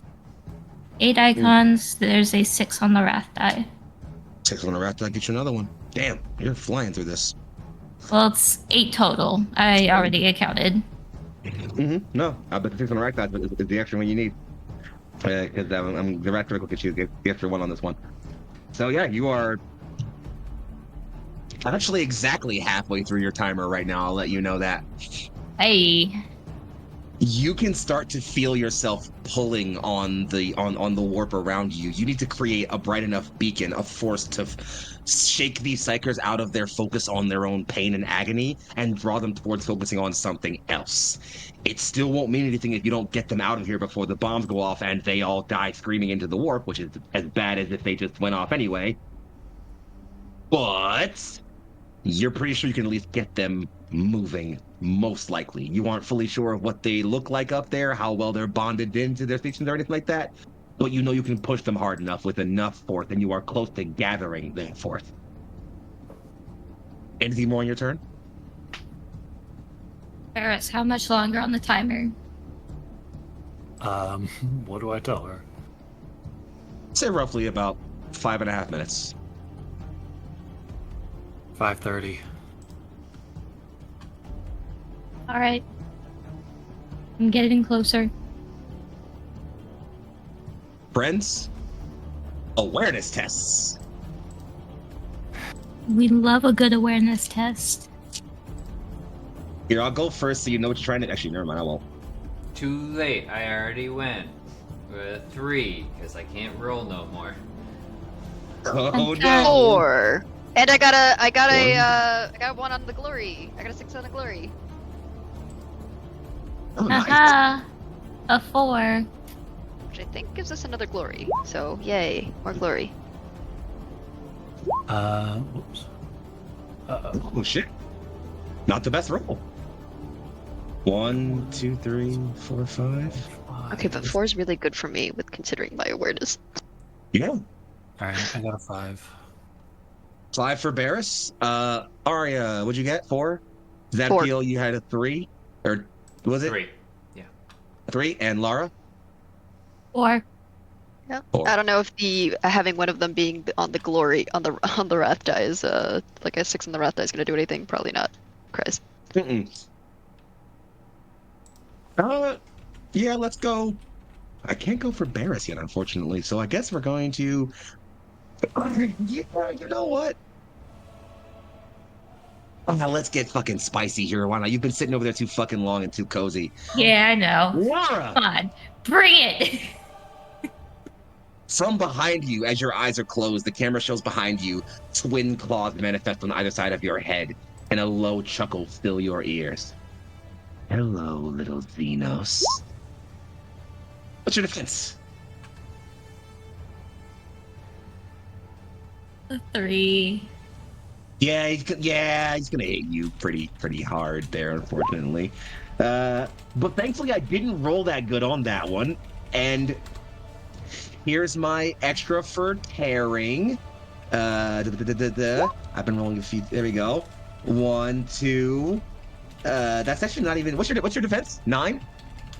My resilience is a 9. Yes. Yes, 9. Sorry. So it's actually 7. 10, 11, 12, 13. Grand total of 14 wounds. 14. Okay. Well, minus your 7 defense means. Sorry. 14 total damage minus your 7 defense means you're taking 7 wounds. Excuse me. Okay. Let me roll my determination. Go for it. Aha! I can take away 2. There you go. 5 Have wounds. 5 wounds. You are able to slam yourself down towards the ground, Lara, just as those claws try to seemingly rapidly embrace you and race inward. While one does slice at your back somewhat, you are far less injured than you could have been from that attack suddenly. There is, however, a large Terminator-armored human suddenly directly above you. Aria, you're the only person with a turn left. What's new? Good question. Can I lace down some kind of covering fire? You got a ranged weapon? I do. I have a pistol. I don't know if that has enough range though. How close do you think you were to Lara in their corner? You know, honest system here. I'll allow it. If you feel like you were close enough to Lara, that you can hit it with a pistol. I am by the terminal. So I guess the question is more to Lara. How close were you to the terminal? I think she would have picked some place that was at least in viewing distance of everybody. Yeah, I'd say you're close enough. You can get a pistol shot off. Go for it. Then I'm gonna go ahead and just. So do I just like roll something for like like cover fire? I'm not aiming to actually hit anyone. Do you have salvo on your pistol? Do I have salvo on my pistol? That's a good question. Do I have salvo on my pistol? If I don't, then I will cry, I guess. No, it's a reliable. Yeah. And then sadly, no ability to lay suppressive fire with mechanically. You can still shoot him if you want to, though. Considering that it's really, I am really bad at shooting, I'm probably okay. Let's just charge him if you want. I'd say you're close enough that you can reach him with a full sprint if you're, with given that you're close enough to be pistol range.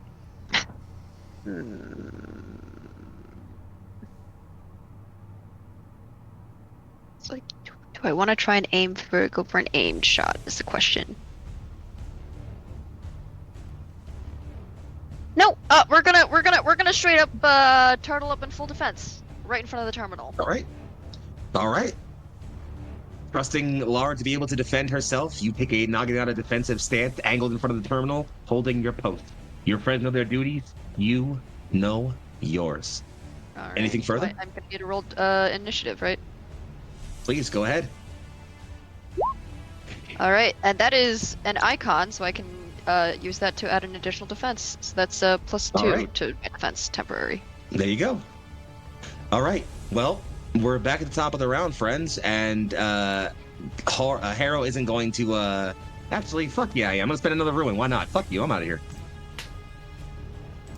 I'll be back, don't you worry. Friends, you know what I'm about to ask you for. Another awareness roll. Another awareness roll.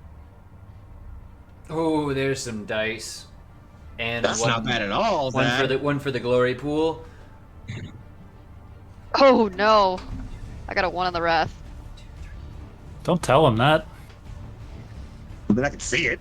7. 7. Wow. 7. You're not gonna Oh, get you're me lucky. again. Holy shit, you're lucky. All right. Well, it looks like I really only got one option here, actually. Hey, Aria. Hi. Wait, what'd you roll? I rolled 2 and I rolled 2 on my awareness and I have 0 I rolled a on 4. Oh, this is open. Let's go! Oh dear. That's a lot of Forest, icons. from the shadows beneath you, claws reach up out of the darkness and slice upward. Ah, jeez. Damage roll. Extra dice for tearing. Oh, Why do you get 6s now? Oh, friend. So if I'm reading this one right, because I don't need to be sure that I add my extra from signature from pairing here, or not from pairing, from paired here. That's gonna give me a grand total of, let's see, See, I don't even get my rerolls here from pairing because I hit all of my fucking extra dice. That's a grand total of 12, 13, 14, 15, 16, 17, 18, 19, 21, 22 damage minus whatever your resilience is, minus 2.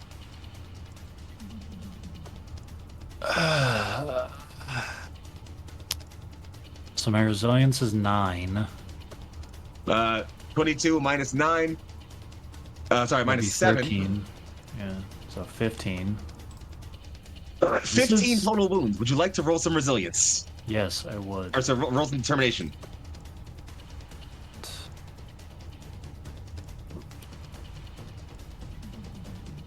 I can never find that. Oh, Top of the sheet. Yeah, it should be. Well, that's not good. You will take 1 that away, so you're taking 14 total wounds. That's more than my max wounds. Then you are immediately dying currently. Well, you're not dead just yet.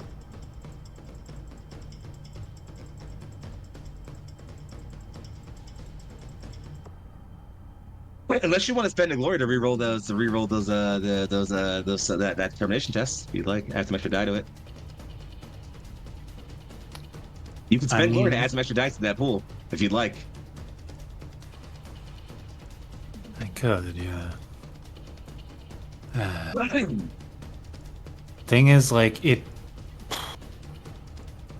I would need to spend quite a bit of glory to even, like, You would have a chance. not be dying here. Yeah. You would need to spend a couple. It's up to you. You say I take Talk to your friends. What do 15 you think? wounds or 14? It's 14 total. Okay.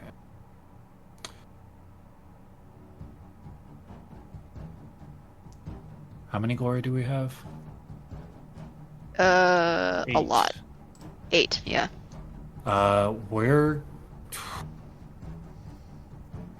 We're gonna have a lot less unless I get some, if I want to not be dying. Which means he's gonna have a lot more ruin. I accept I'm gonna that. swap that out for my D20. Okay. Do it up. Roll number 1. Does not hit. Miss there. Next one. Does not hit. Next one. Oh, this is not going great. Oh, man. You got 5 left. At this point, unless I roll a hit on every one with at least 1 6, I cannot possibly get out of this. So should I Well, quit you while we're take it. ahead? I'm asking the party. Like,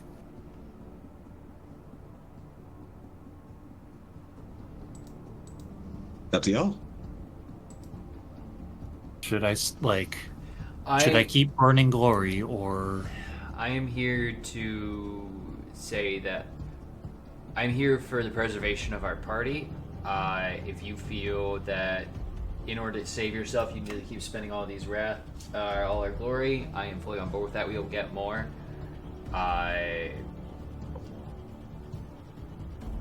Okay. Timer's already Is it really started. today? We already won. Yeah. As long as we keep his ass confused for 5 more minutes.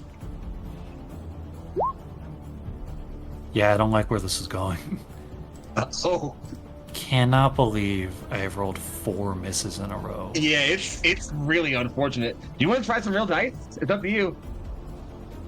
Sure. I've got some right here. All right, let's get to it then. You got 4 more glory. Let's start seeing some rolls. I have faith in you. This is where this is where you get like 4 sixes back to back. Watch this.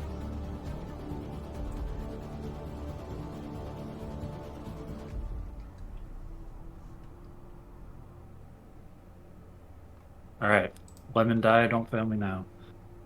All right, I got a 5. that's 1. That's 1 less damage. Keep it going. You got 3 more. Whoops. Oh shit.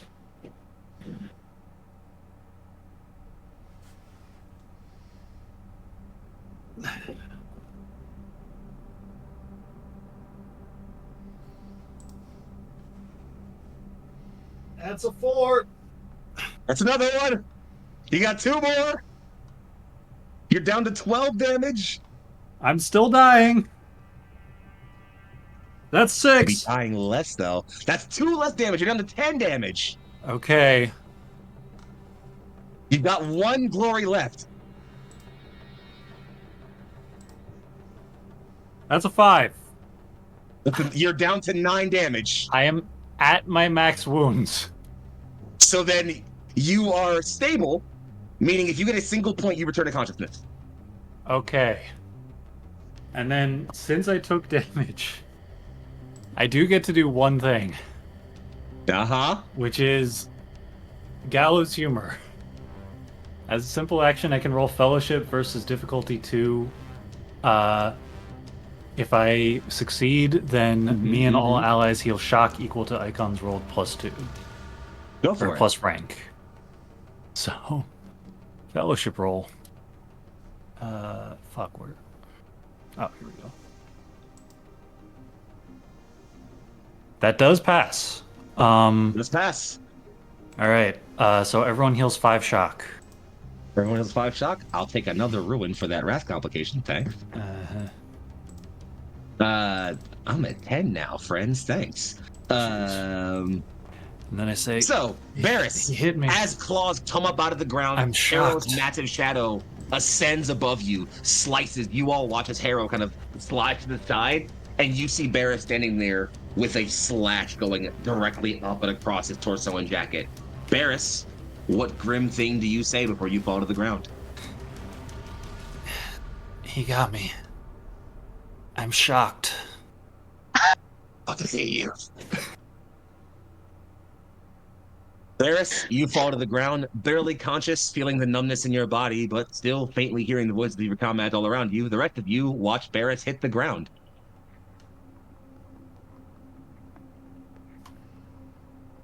The lowly hero trying to save his planet. You have given much for the Inquisition, for the Imperium, Varys Corbin. And for what? Watch then, while I kill the rest of your friends. Back over to you guys by the way now. I'd like to attack this man. This thing inhabiting a shell. And I'd like to hurt them. Yeah, that's a good idea. Go for it. Alright. Multi-attack, all out.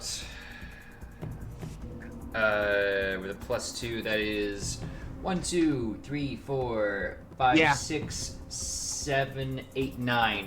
Can I shift any of those? Yes. You can shift at least one of them. Okay, I'll shift one to get a glory for the group. Mm-hmm. And I can actually re-roll 2 of them, so I'll re-roll 2 ones. Nope, nothing going on there, which is fine, because here goes first damage.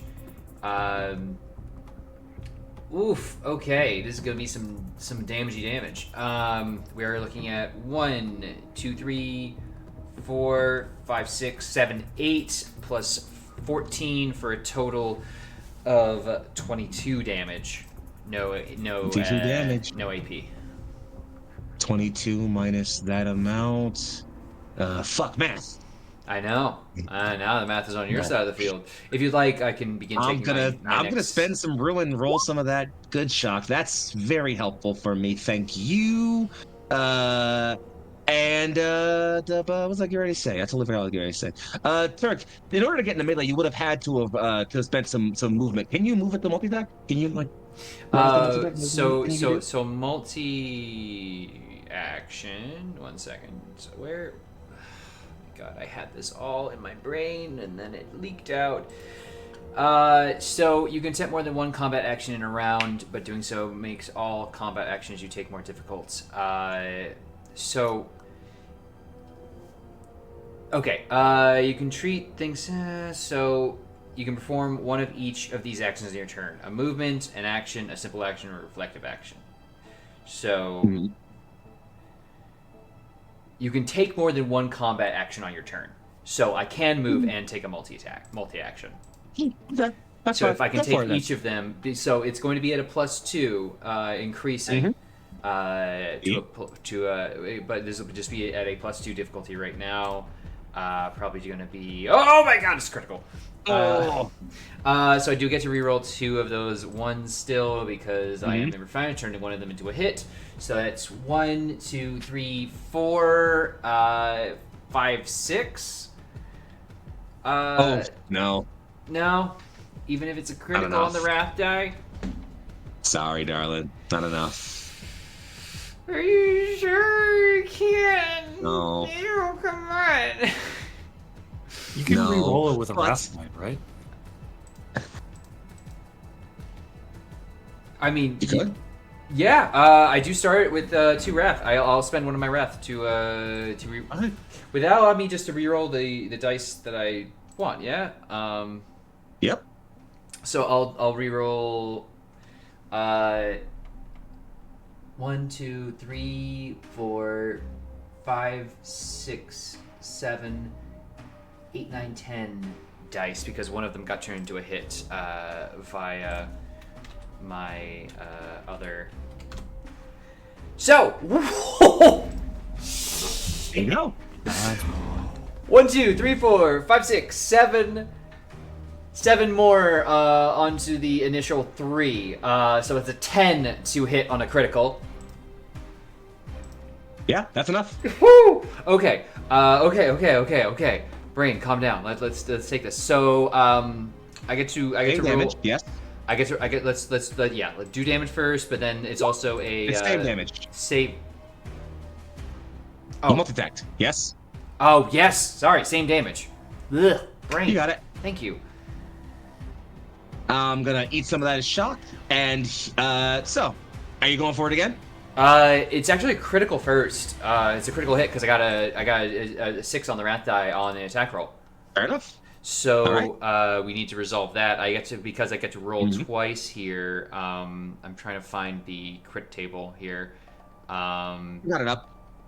Okay, got it up. So I just need to roll a D66. Yeah, so 2d6. Mm-hmm. Okay. That's a 16 or a 21. So it's either a headshot or a brutal rupture.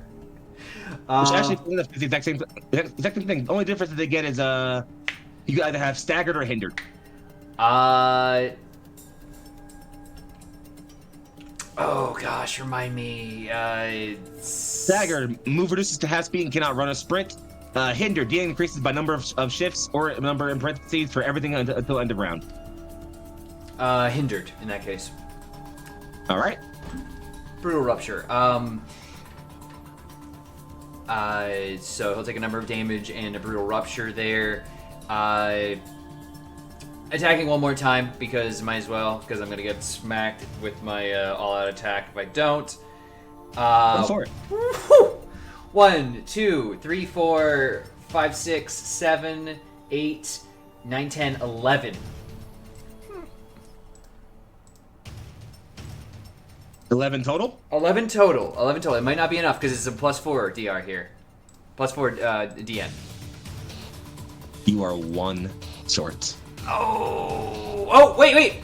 5 on the rat die. That does make it 12. Sorry, I didn't count the rat die. 12 means you meet him, and since you meet it, you don't deal damage, you instead inflict shock. I am fine to inflict shock, but I mean... Which does put him at a shock cap, currently. If it's the same amount of damage I would do... It isn't the same amount. It's a D3 amount. Okay. That makes a lot more sense. It's a lot more fair because I'd be like, it still oh does god. put him at shock cap. Fantastic. And that will be my turn as he just goes in and I think the first one kind of grinds down a little bit into his back, gets brushed off, but then if I could establish a position over Barris's body with that second giant massive blow to various tubes and the side, and the third one just kind of brushing and knocking him back really hard. You slide in, descend on him in fire and fury. The first grinding against the back of his shoulder plate bends against your blades. You come stand forward, taking one step around Barris as he descends, turn and spin. The second one inside catches that gorget once again and eats into that same nick that Aria cut and tears at the servos and motors and cabling in that gorget. You rip upward, tearing and ripping at the flesh of his eye. He steps back. Eye and face flensed open by the side of your chainsword, still kind of guttering and growling at you. The lapdog in defense of the weakling mortals. Poetic. I am an angel and warrior of his emperor, meant to serve his citizens, his people. You would know nothing of that, traitor. His people rot, his empire decays, and he does nothing but stagnate and lie. And yet you hide in the shadows and are coward. And you will die here by my hand or by any other Imperial citizens. Let's see then. That's him taking his turn. He took his turn. Zach kills over to you. We're back to the top of the round, so now it's over to Laura and Aria. Who wants to go? You can go ahead.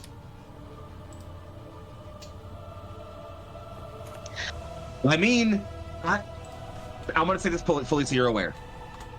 Aria, with a good enough roll and completely focusing on it, you can either maybe just about fill your clock or get very, very close to it. And if you remember, the timer on when Aria needs to push the terminal is you getting all the psychers onto the elevator. So it might actually behoove you to go here if you want, possibly. True. Possibly. Lest you have alternate plans.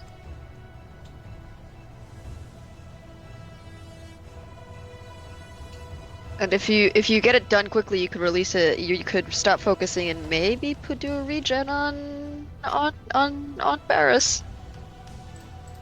True. I was thinking down a different path, but Fair enough. Take your path.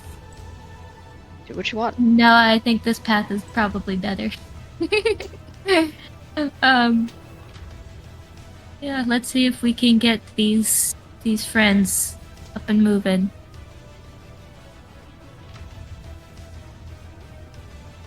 Let's focus on these lads.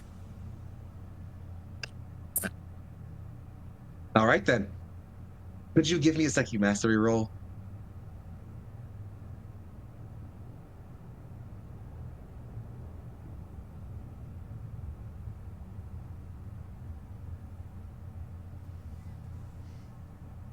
Would you like a 10 with the 6 on the wrath die?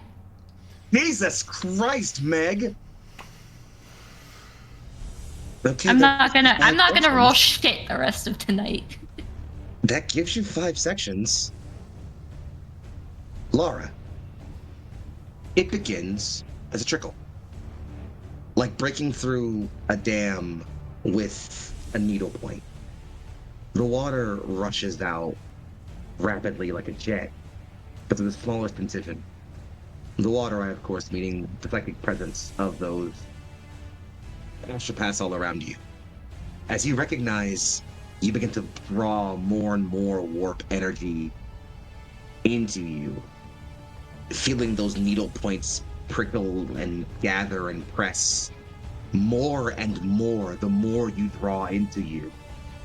And it's then that you realize you don't have to draw them in. You don't have to draw them out with a light. You have to let them in so you can speak to them. It is painful. 1,000 sharp blades over every bit and press of the corner of your mind. You allow 1,000 or more lesser trained mortals to tap briefly into yours. What do you say to them?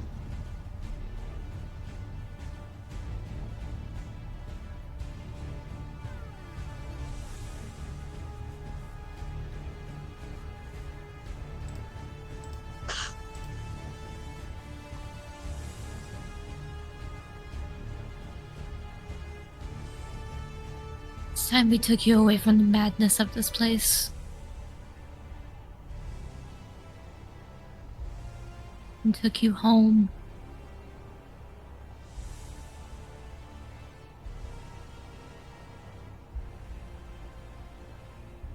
The reply you get at first is simply another wave of suffering.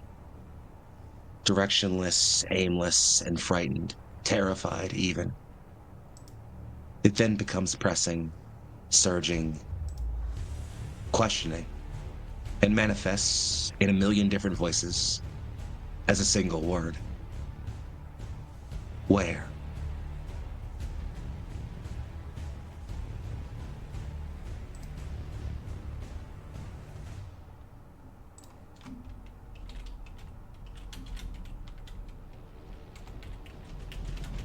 Wherever you want. Starting with Kaeda 2.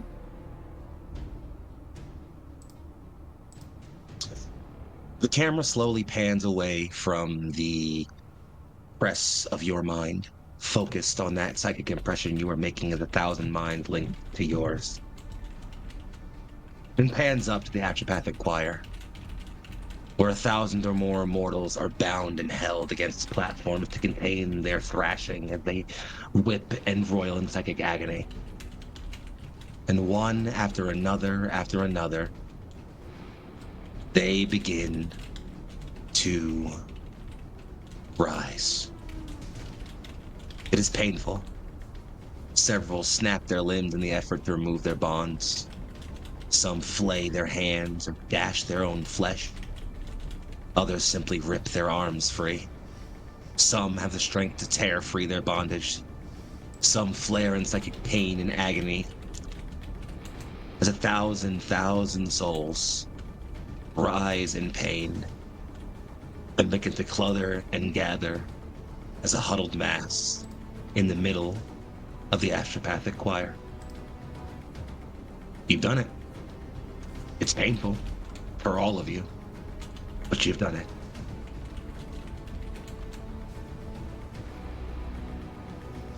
And I think she kind of releases that full concentration with what she can manage of as a gasp. Because that's a lot of pain.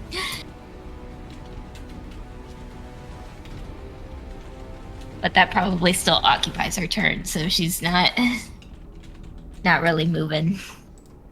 Fair enough. Talking's free action. Unless you're gonna let me. But she will communicate to Aria. I've managed to get them mobile. they've gathered in the choir. They're going to begin making their way to the elevator.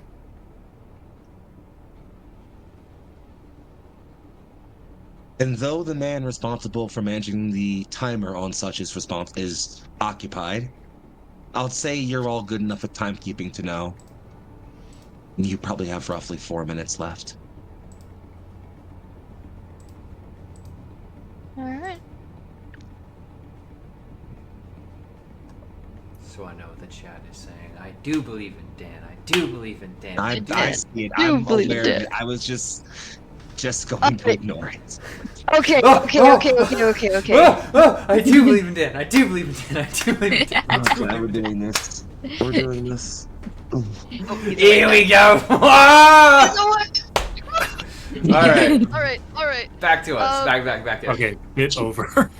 So if just double checking. If I hit the terminal except now, anyone who like that'll start the elevator, but it won't like drop it immediately. Yeah, no, it won't just drop straight down. It'll start moving. Okay. So that'll let like so I can hit that now, or should I hit what? So should I be waiting? I was just double checking. If you hit it now, you're pretty sure that most of the astropaths will probably make it on. If you waited, you could wait another, you could hold your action to wait until the right moment you feel to press it.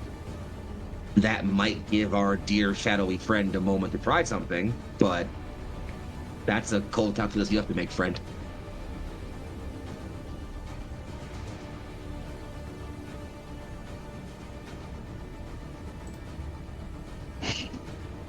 We have 4 minutes left.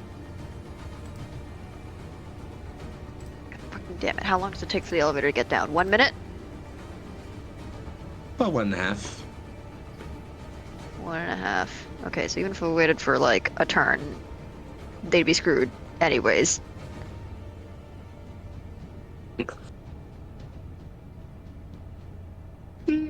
Yeah. You're giving them a lot less time if you wait, which is going to make your deadline even tighter for getting them all on the ship, but that's up to you. You're probably getting more of them out, maybe. Tough to call. Yeah.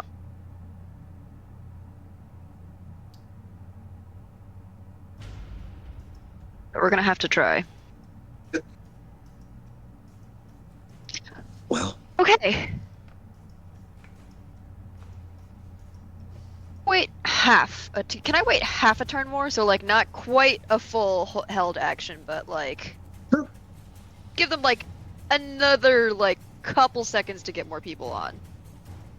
absolutely. No problem. Yeah. So it's like I guess like half of a held action if that's possible. Yeah, it's a simple action for you to be able to do that. So I'll think easily simple action to do that, and then still have like your held action if you want to actually hold an action to do a thing. You can say you're holding an action to do a thing, but you're also waiting through half of that to press the override. That's fine. Got it. Okay, so I'm gonna go ahead and do that one, so that way it like so basically I think what we're gonna do is my actual held action is like sprint over to Barris, right?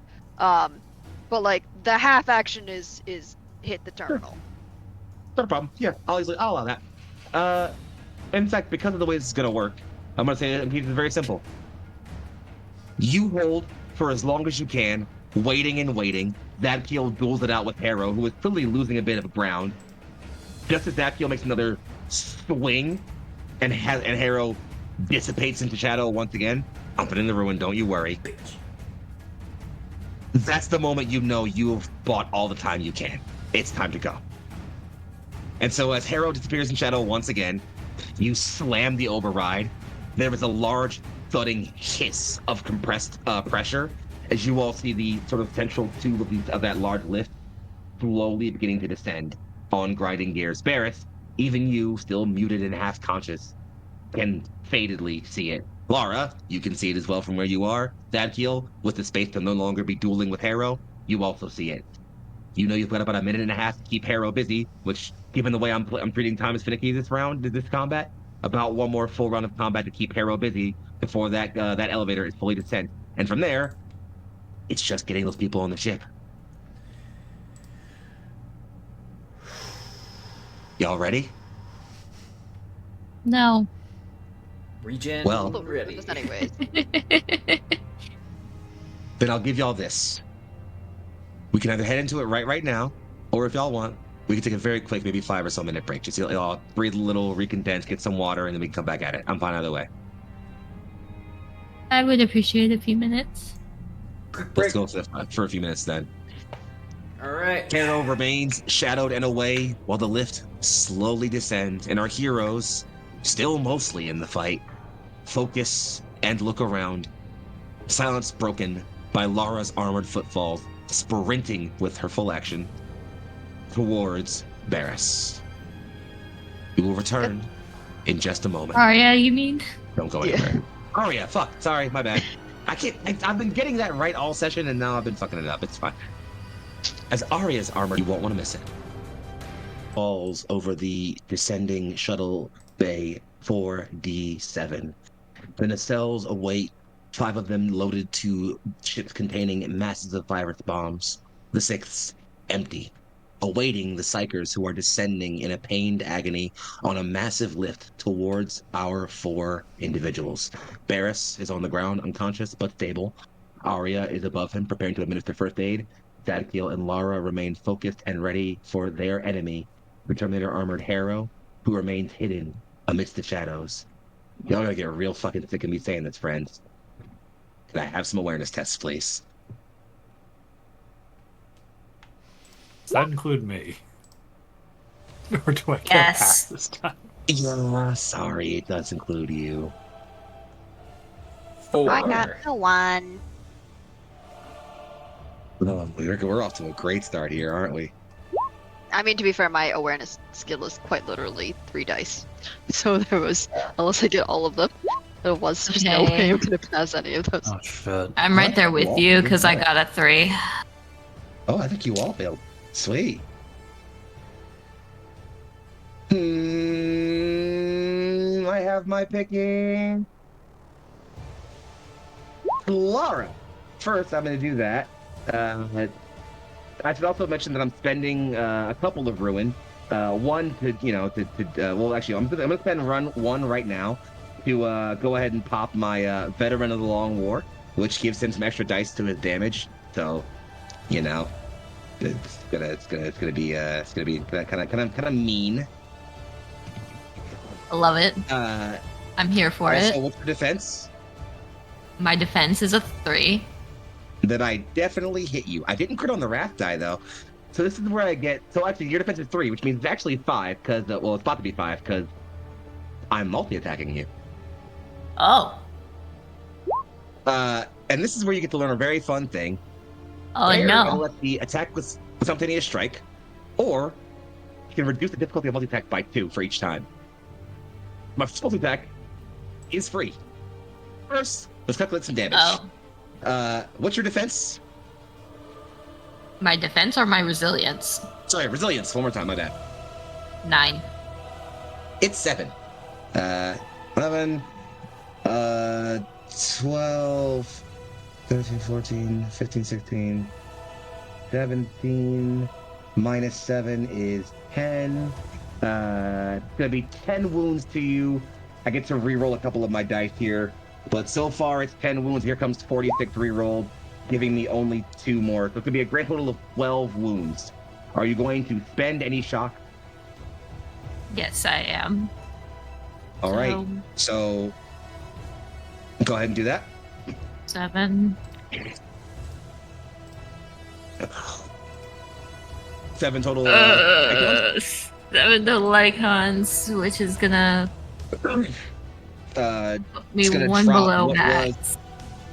okay. Well, in that case, here comes the second multi-attack, which is going to. I gotta get a complication there, unfortunately, but I am going to, even with your defense boosted up to now +2 to 5, still gonna hit you there.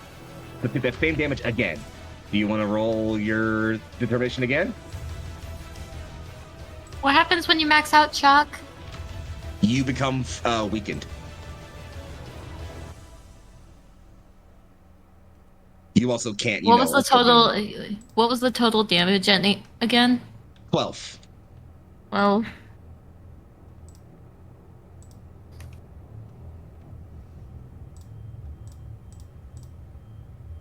I don't have a way to not go down from the skies.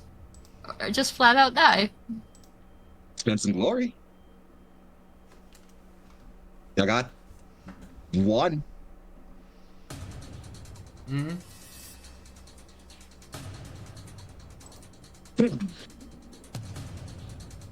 You could also use one of your wrath points to restore rank plus 3 shock if you're conscious. Mm-hmm. Mm-hmm. Let's do That'd that. be plus Just 5. gives you more shock to roll.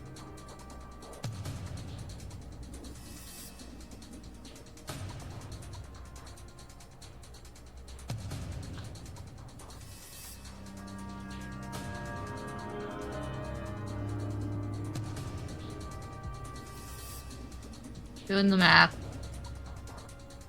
What would using the glory do?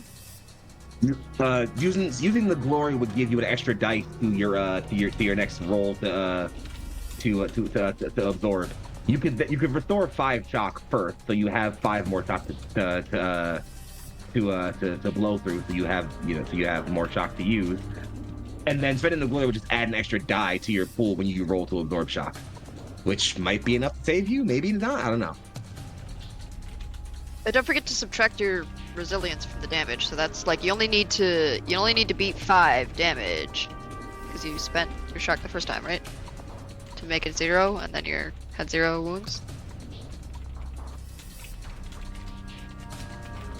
Oh yeah, I didn't factor my fucking resilience.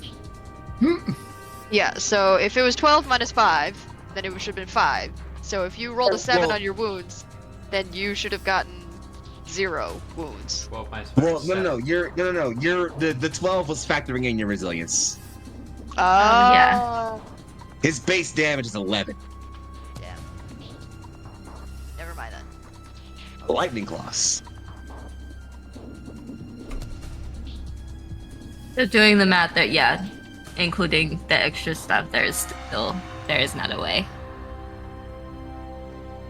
There is not a way, friends. Yeah. Oh no.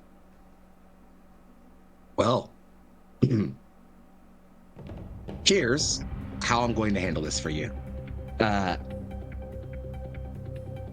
If you would like, you can spend your party's current and only glory to effectively, I'll let you remain conscious.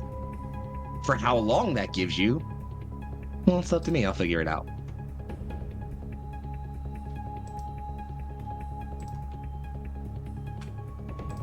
Or I will you leave could it. save up your to friends that glory friends. and just die. What do friends think? Because I will leave the glory if you want to keep it. I don't care about glory. Oh, just send it. Send it. Yeah, send it. Also, we have 3 glory right now, unless I like. No, you're right. Because Wrath brought you out of there. So you have 3 left. Okay. I'm conscious. All right then. Barely. Laura, you sense the shadows move around you and step just to your right and feel, thankfully, not 3, but only 2 lightning claws skewer straight through your lower torso and pierce you straight through. You look down and can see them cackling green and blue lightning down their lengths as they skewer you straight through. You can feel Harrow's ragged breath on the back of your neck as you slowly slide the claws backwards. You are a pitiful creature. Your empire a rotted star. And still you are here, dying for rats.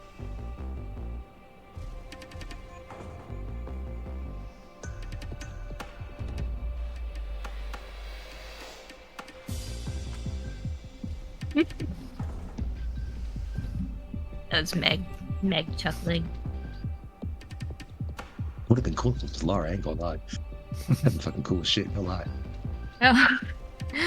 I don't know what Lara would be chuckling about, but I don't know. Smile on the face of death. Look the Reaper in the face, not today, I don't know. What do we tell Death? Not today. listen, I may or may not be turning into a rock. Who fucking knows anymore?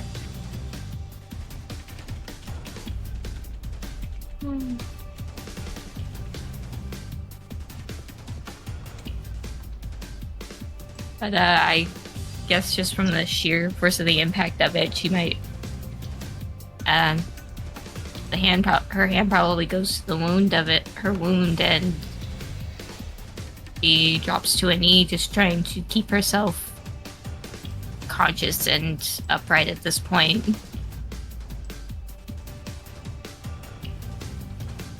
I will spare you any Medicaid rolls or anything like that.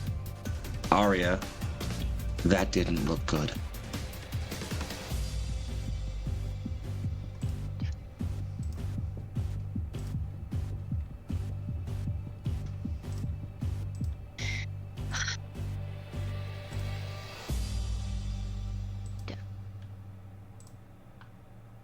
All right. So what is that? Is that his turnover?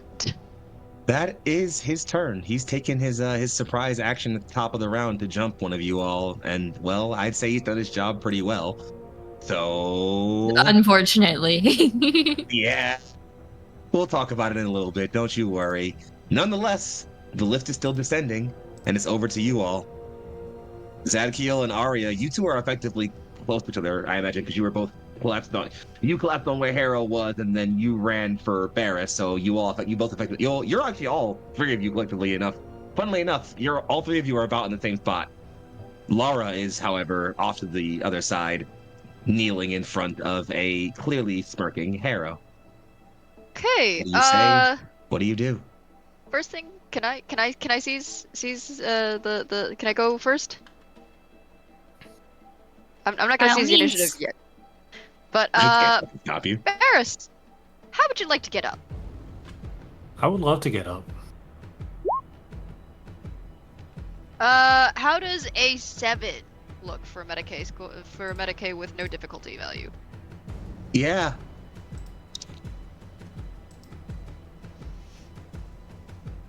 I don't know how much HP that heals though, to be honest. I just know that I can do that. I can roll I'm to pretty roll to sure- get him up. I'm pretty sure since you're in combat, it's going to be. I think I can I think it's. shift sorry about that, please. icons to like I can shift icons to give more HP back, but that's up to the so I have like 2. I think it's like only 1, and then like I have 2 6s, so I can shift them for 1 more HP. I will find that out for certain in just a moment. Is there something else you want to do? I mean, if I can move, I'm gonna go ahead like after like if I get like once I get Barris up, I am running for Lara. Man, please help Barris. She is. But like I'm pretty sure Barris is gonna be up, so. Yeah, I'm just trying to figure out how much health Barris regains. I'm working on figuring that out right now. Give me a moment to figure it out. Don't worry about it too much. I'm gonna get a handle on it, but we will say that Barris, you definitely, as you were at your like 0 anyway, you're definitely in the positive now, so you're up, no question. Okay.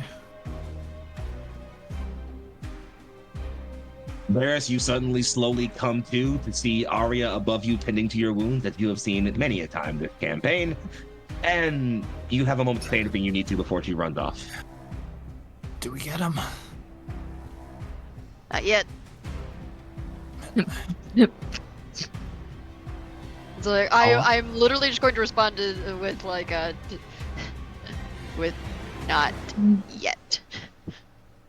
Fair enough. You take off running. I'd say it's not even a full sprint. I think you can do a run to get to where you need to be. So you still have like your simple action if you need to. Or your combat action, sorry. A combat action. I think all of these ones are full combat actions. So that's yeah. I don't think I can do anything right now.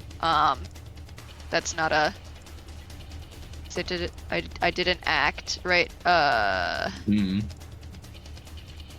yes, I believe that would be the end of your turn then. Yes. Yeah, so this was an action and a move, right? Because I healed Barris, so that's an action and a move. So we'll just say that's it.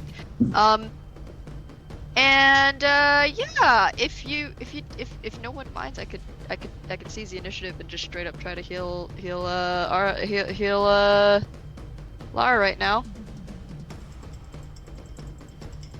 If no one minds me spending another glory to just do that. Oh, I'm just curious on, can the dying person do anything? Or am I just subject to dying?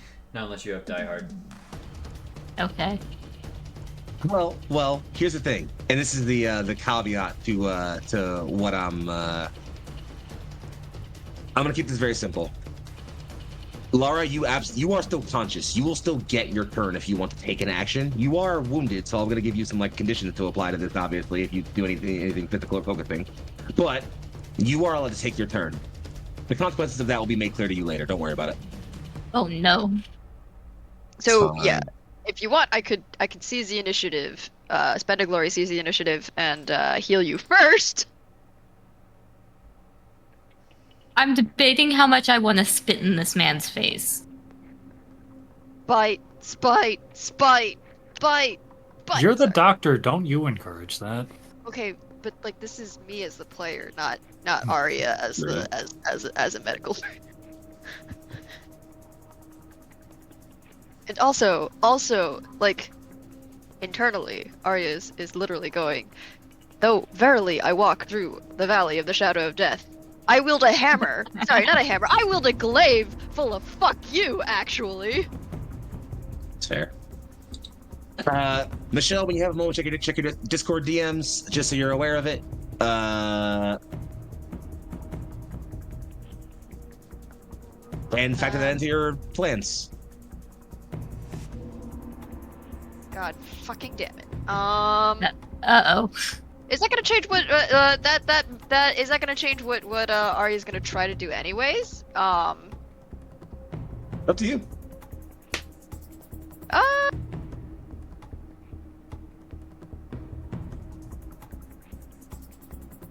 Can I like based on the DMs, can I like just evaluate that from like a quick medicate, like just looking at it from a doctor's point of view, just verify that. I will.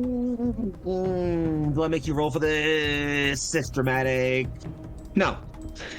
It's a bit heat of the moment, so you're like looking very roughly at the wound as you're moving, but it doesn't take you long to get a good sense of it. Also, Harrow's literally right there, so I don't know if you like hadn't like just like trying to heal her while he's right there is a dramatic move. I don't know. It's up to you. It's your call. I mean, hey, I could always like punch him in the face, but yeah. So I guess the question is like, do I seize the initiative or not? Is the question, because I just did my. It's up to you, darling. At this point. I'm gonna I don't know. spit in this man's face. I'm gonna do it. All right, sounds like we're gonna make the thing then. Okay. No I'm a amount of spit. spit is worth dying for, though.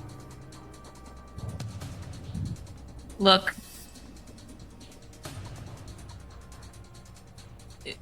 There's a caveat to me being alive right now. Come on, do your thing.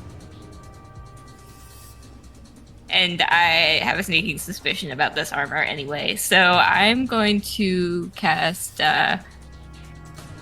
Soul Shrivel, and I imagine this is on my knee looking up at this man. My eyes like flare up with warp energy as I look at him. I rolled. It's against his defense. 1, 2, 3, 4, 5, 6, 7, 8. You pass, yeah. His defense is like 4. That is 2 mortal wounds, and a corruption test. The corruption test I will make first. That's gonna be my. Hold on, I have a button for this. I feel like. Maybe I don't. I'll find it. I'll get corruption test for you in just a moment. Before that, though, I'm gonna roll determination. I don't have a whole lot of shock here left, but you would say, but they're mortal wounds, Foxy. What could you do that? Had a fresh Terminator armor. Yeah, I figured. I do only get to shrug away 2 of the wounds you do. Or, sorry, yeah, only 2 of the wounds you do. I only deal 2 wounds, so he's good. Oof. Oh, no, sorry, I only have 1 shot. I only shrug away 1 of those wounds. I dealt damage. He is. Yeah, no, he's. And at Actually 0 not wounds, looking you very take a good. lot of stuff. He's actually not looking very good. Yeah. It's like, what is it when you hit shock? You a lot of shit happens to you. Mm-hmm. He is. Yeah, no, literally, as Lara, you flare out with this anger and pain. Tell me what this looks like as you're manifesting this soul shrivel ability. I think that it's actually like tapping into a lot of the feedback that she was getting from the other psychers after letting them into her mind. Like some of that is just feeding into and resonating, and that's lashing back at him. Absolutely. You see him flinch and recoil as literal lines of aging and wear appear on his face that weren't there before. This is already an aged-looking individual. You can literally see his stature diminish. He shrinks back somewhat. That psychic feedback blaring back into him. He leans forward and, almost still in that pain, utters a wicked, crooked sort of smirk. This changes nothing. The lift continues to descend.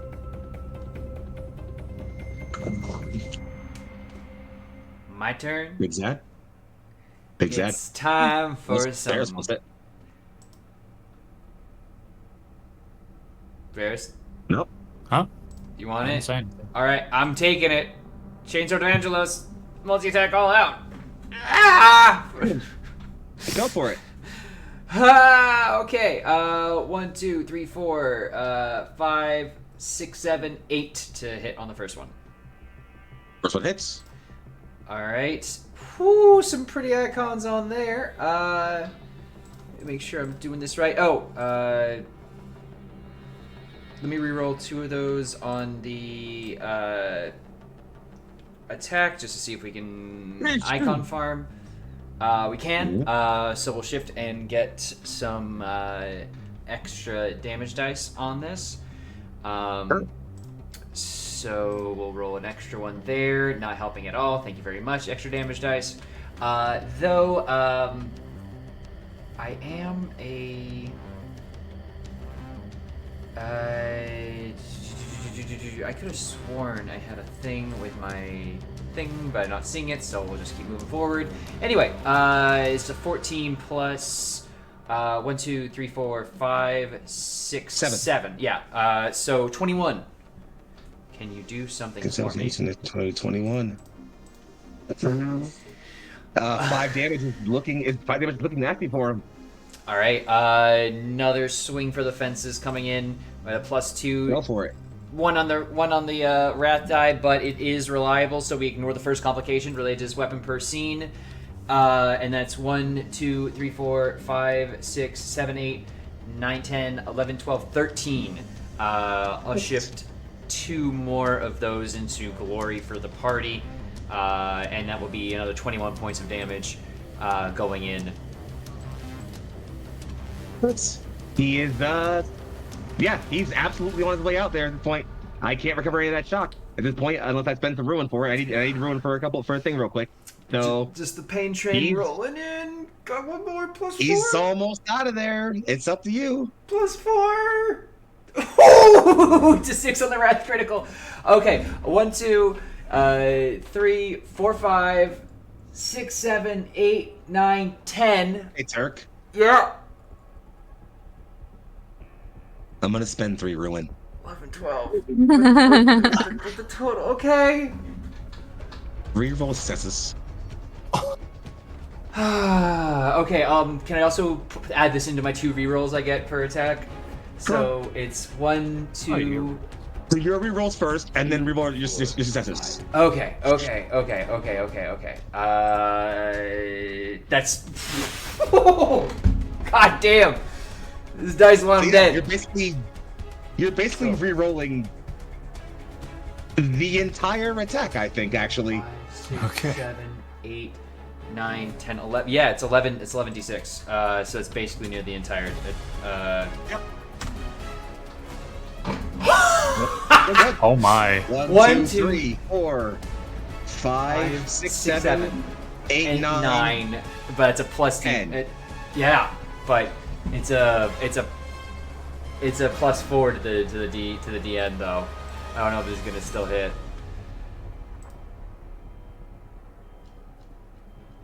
You're one shy, friend. And since you missed, I need you to take 2d3 mortal wounds. 2d. What? That's not in the contract. I mean, could he spend one of the glory pool to roll another one, see if he actually hits? Could or- I spend a wrath? Nah.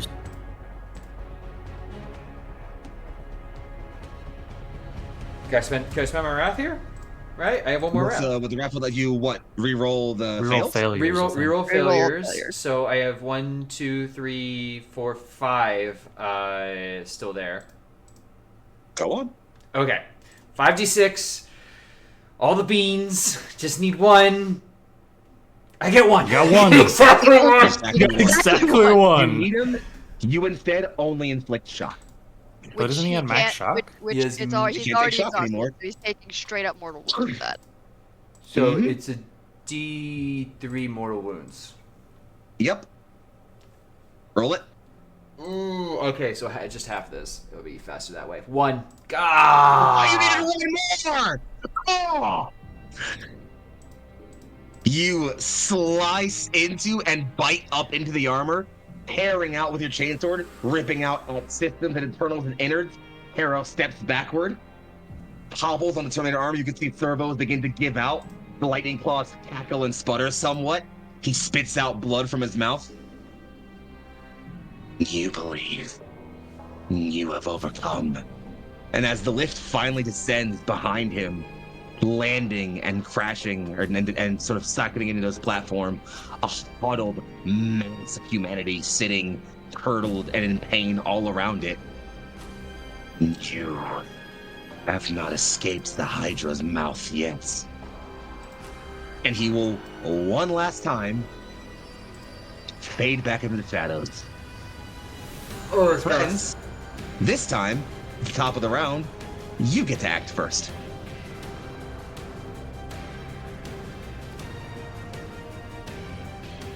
So I hadn't moved yet. Oh, I'm so sorry. Yeah, back to you. Go ahead then. Well, So okay, so then he hasn't faded away yet. I apologize, Okay. So I'd have to. I can't interrupt the turn with that once. I have to do that at the top of the round. So he's still there. He's hobbling backwards, but still there. Varys, it's your turn. You're getting up from being mostly unconscious. okay. Oh, did we find out how much wounds I recovered from that? I'm gonna say just 4 for now. Why not? 5 actually. Fuck it, say 5.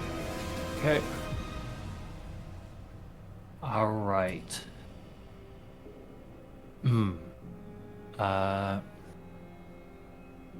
Yeah. All right. I am going to make a called shot.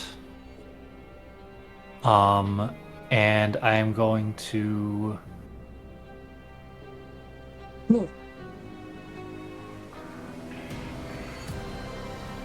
I don't know like what exactly he has vulnerable to him. His head is exposed currently. All right. So yeah, I'll make that. All right, I'm gonna make again. I am looking at the wrong thing. Okay, so I'm gonna make a called shot with the stub cannon.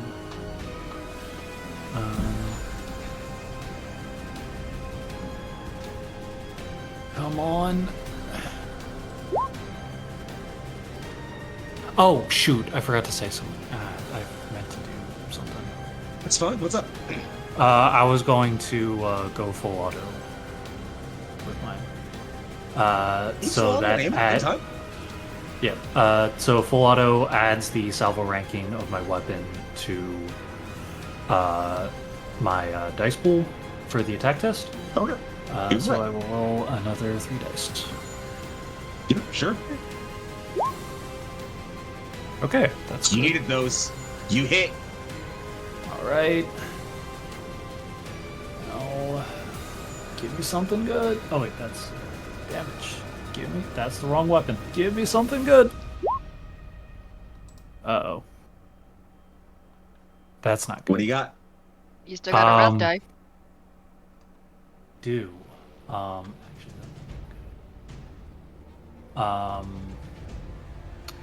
Okay, so it's base DR is 9. Oh, and it's that doesn't work. That doesn't count for damage though, does it? AP -1. Nope. Okay. All right, so I got a 5, a 4, a 1, a 2, and a 1. So with brutal, that is 3 extra damage. On top of what? On top of 9, so 12. AP? AP -1. Oof. If you want to spend some glory, you could probably add some Can I damage. spend- Die to his damage pool. Can I spend a wrath instead and reroll my That would Yes. reroll all of your fails. fails? Yes, go ahead. Reroll 3. All right. That's what I like to see. So you So go that from is- 13 to 15. 15. 15 meets his resilience. He cannot gain any extra shock. Roll 1d3 mortal wounds. Is that just a... This is I'll- D6 divided by 2. Yeah, d6. Half It's it. 3. Okay. Varys, what's on your mind right now?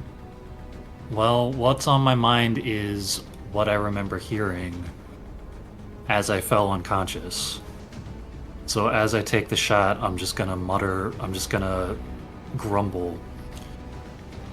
I know what I'm fighting for, you big chaos bastard. You fire a salvo of rounds. The camera follows them in slow motion, leaving the barrel of your sub-cannon. The first hits the torso, bends, angles, sputters off. The second hits the gorget, bends, up, grazes under the chin. The third hits just above the bridge of the nose, sinks beneath the eye, buries into bone and brain tissue. Or the camera finally ends its slow motion because it's a fucking Zack Snyder movie. And Harrow's head snaps back, recoils, lurches, and with a loud, armored boom, smashes to the ground, just in time with the lift sliding into the platform. And everything is quiet, save for the consistent background muttering. 1,000 terrified psychers. Friends, you have about 2.5 minutes left.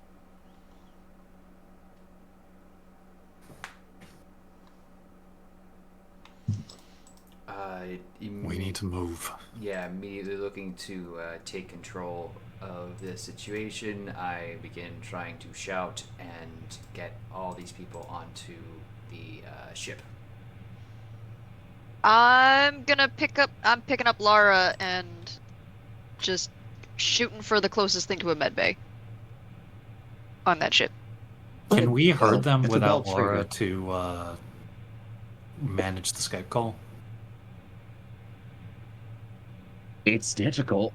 Zadkiel, you could try to yell with enough force to direct the crowd. They're all human. They speak Gothic. They're terrified and panicked, so it's not impossible, but I'm going to need probably like a fellowship or an intimidation roll of some kind or something. Leadership maybe or something like that.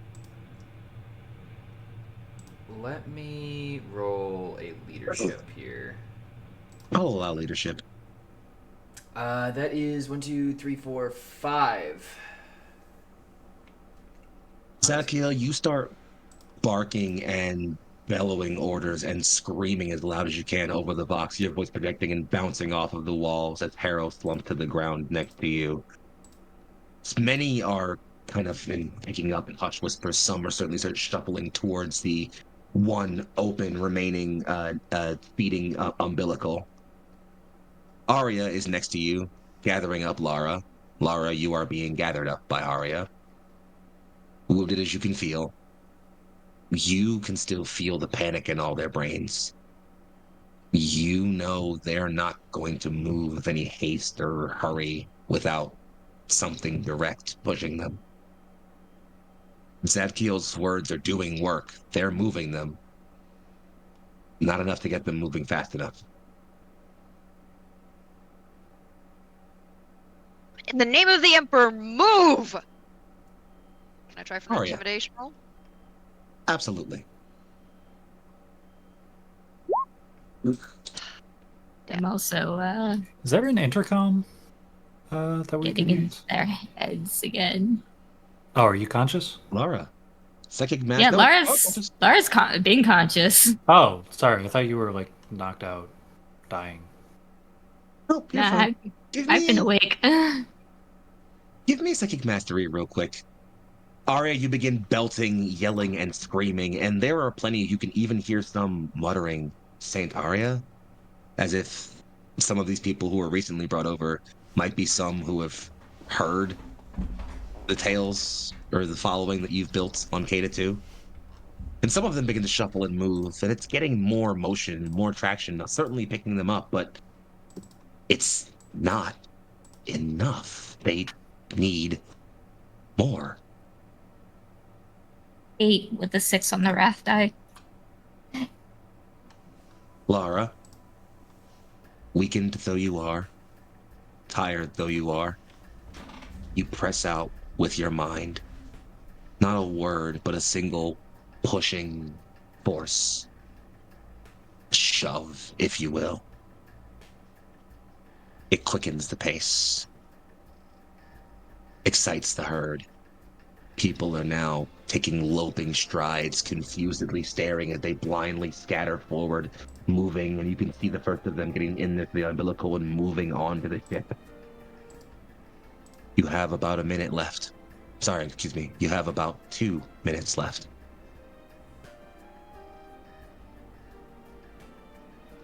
If they're moving, you're going to probably get at least, at the pace they're currently moving, you'd say you could probably get, quick math, 2/3, maybe a bit more onto the ship before you would need to cut off and get out if you all want any hope of getting out of here. You either need to speed them up some more, or... Varys, what are you doing right now?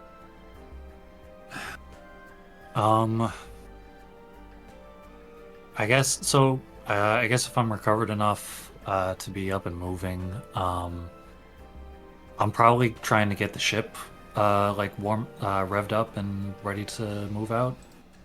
Absolutely. Give me a piloting real quick when you get a moment. This would also be a great time to remind you, and I feel like it's almost unfair of me to not remind you of this already. You know that you need to make sure that the departure of this ship is approved, or else that gun shoots you down. God. So one of y'all should probably get in the terminal to make sure you approve that real quick. All right. I think Ari's gonna Feel just free to like, set me down. Just set me down and go. I'm literally tossing you over to Zadkiel. He's the fastest. I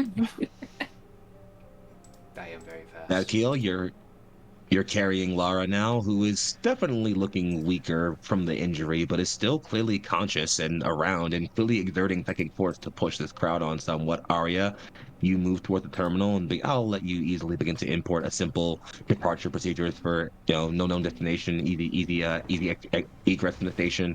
Very, very simple and not going to take too long. In fact, you can get the algorithm locked in probably about a minute. You don't need to be there to lock it in. You can press it and start the procedure, and you'll be approved for departure in probably about a minute, which gives you a very tight 30-second window to get the hell out of here. Got it. Is it? Can we say that I used my vile alacrity to increase my speed when I sprinted over and did that? Sure, why not? All right. Yeah. I'm gonna. I mean, Arya's gonna book it onto the like shivvy people on. Actually, Mhm.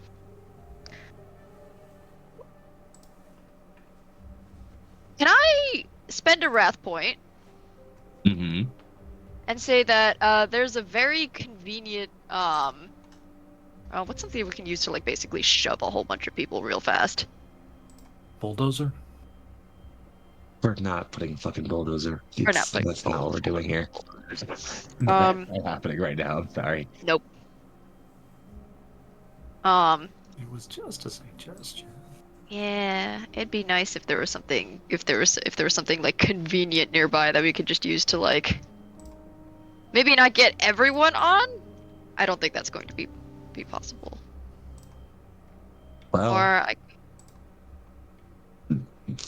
there's possibly something you could do. Well, all of you could do. One of you is already pushing them psychically, quite literally. The rest of you put enough force physically at the back of the crowd or exert enough, force of influence over them. Effectively, one more round of either leadership, intimidation, or some other check to literally force this crowd forward. You might just get a bit more pep in their step.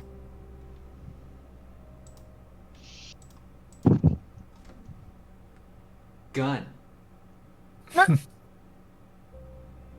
blam, Yes. Look at this fucking crowd. Oh yeah, okay. Roll me weapon skill will count as an intimidation roll. Why not? Okay. So I guess I'm not spending my wrath No, I points. got you. It's 1, 2, 3, 4, 5 successes to just put several, I guess, bolt pistol rounds Yeah. about. Focus on keeping them like going in the same direction rather Mhm. than scattering with this gun blast. Give me one more psychic mastery from you, Lara, if you don't mind trying to push them a little further. Barris, what was that piloting like? Not great. I might need to use a wrath. I got 3 That's your last icons. It is Yeah, my you're last one. yeah. Wow, Michelle, you got Another. like so many ones. Holy shit. Michelle, while Dan is rolling his wrath rerolls, I have a question for you. Oh, wait, that's not This right. is a sort of separate thing. Ignore that Michelle, one. I have a did very, wrong. very interesting and thoughtful thing planned for you.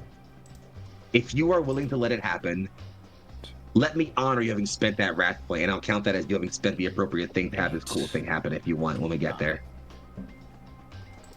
Okay. Up to you. Sound cool? You like the idea? Wait. What? You know I'll what? say it one more time. Go on. No, can you repeat what you just said? I have a very fun, interesting narrative thing planned for you. I know making a wrath that lets you make a narrative declaration. And I'll see you in on kind of what's happening when the moment arrives, which will come very, very soon.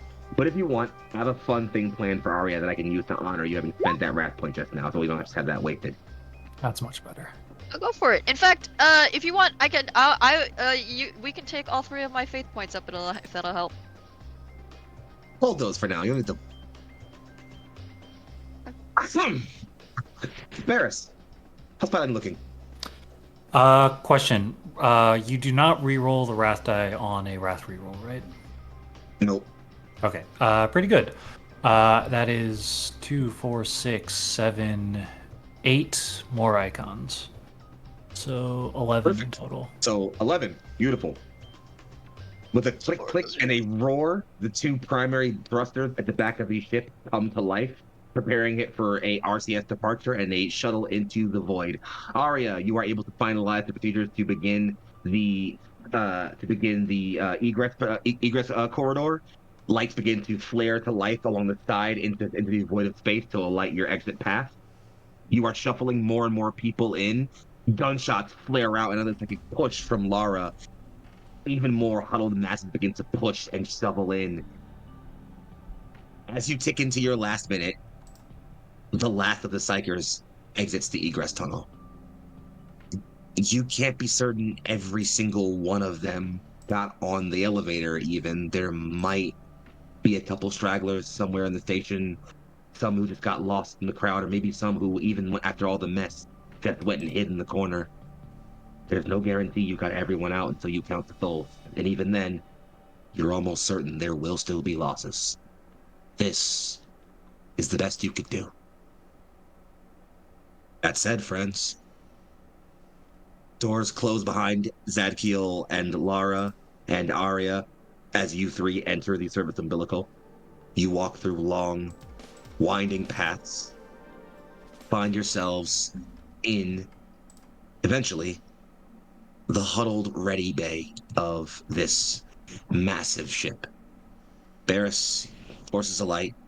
You can thruster the engines to light whenever you need to and make your way out of this hell you've all found.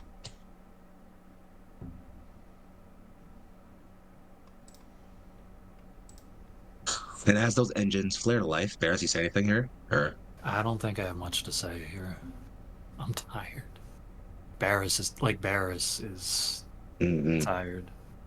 Drained. well, friends, you all sit huddled.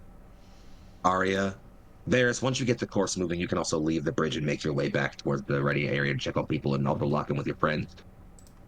We find the four of you, glorious acolytes, huddled into a corner, sitting, resting, nestling, as the minute ticks away.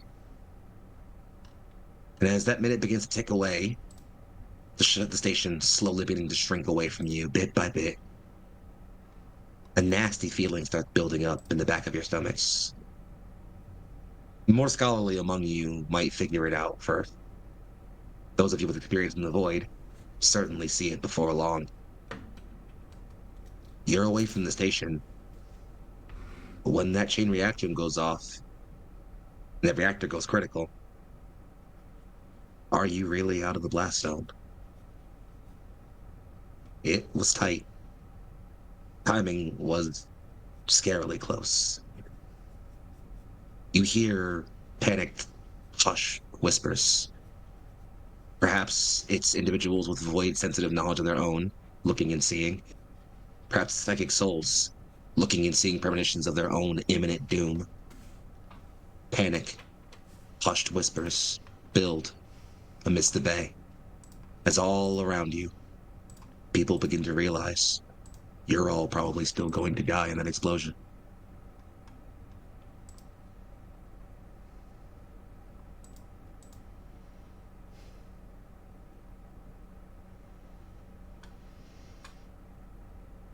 Don't know if anything in particular is said, but Zekiel's going to put a hand on Barris's shoulder. Whatever risk we must take it. Let's see how fast this thing can go. First, you sprint off towards the bridge again to get back on the helm and give it all the thrust you can, and though there is a faith given in you from Zadfield's words, both of you have a bit of a sinking feeling in your guts. You don't know if it's going to be enough. Lara, do you say anything right now?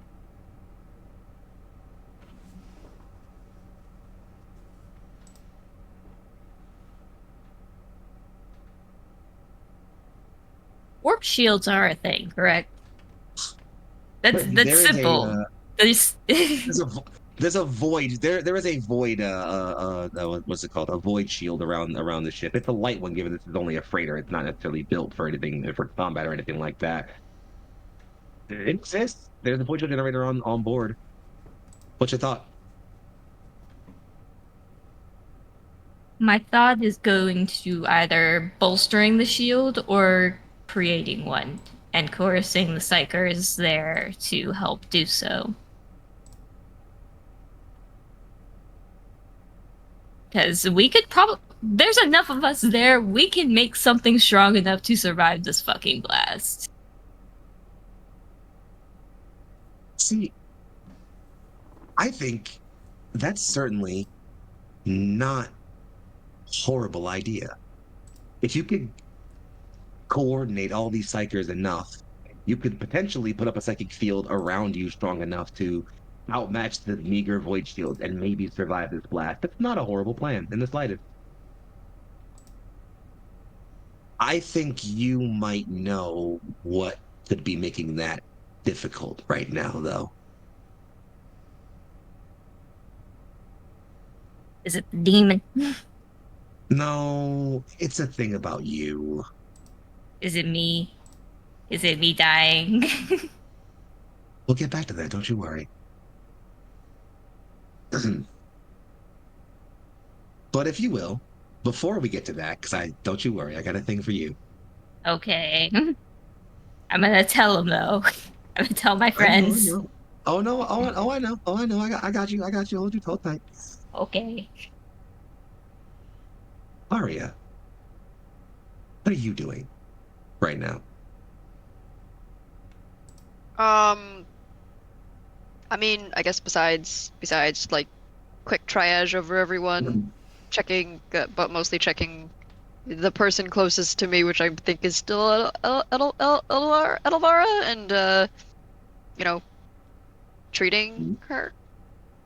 Um, I think I think Arya is starting to hum. It's just, tuneless. It's one of those toneless, sort of like generic choir tones, like the little sort of, kind of like droning ones that everyone knows, but like nobody really ever remembers the words to. Hmm? She's just gonna start humming that while she's working on like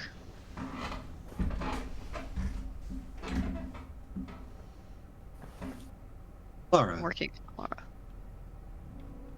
you hear, excuse me, Edelvara, you hear Aria's humming as she's tending to dire wounds on you. And even in the midst of what you know you can feel coming, not just for you, but for all of you, you think it might just be the most beautiful thing you've ever heard. And as you hear it, all around you, even as your body begins to weaken, you realize that pulling these psychers into a chorus to make a shield strong enough to protect this entire ship is a task mighty for one in your state.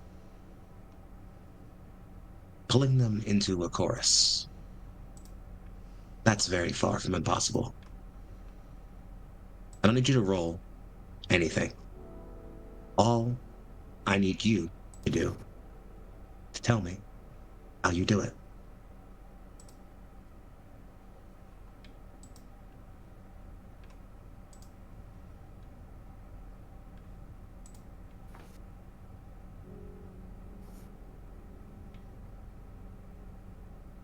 I think that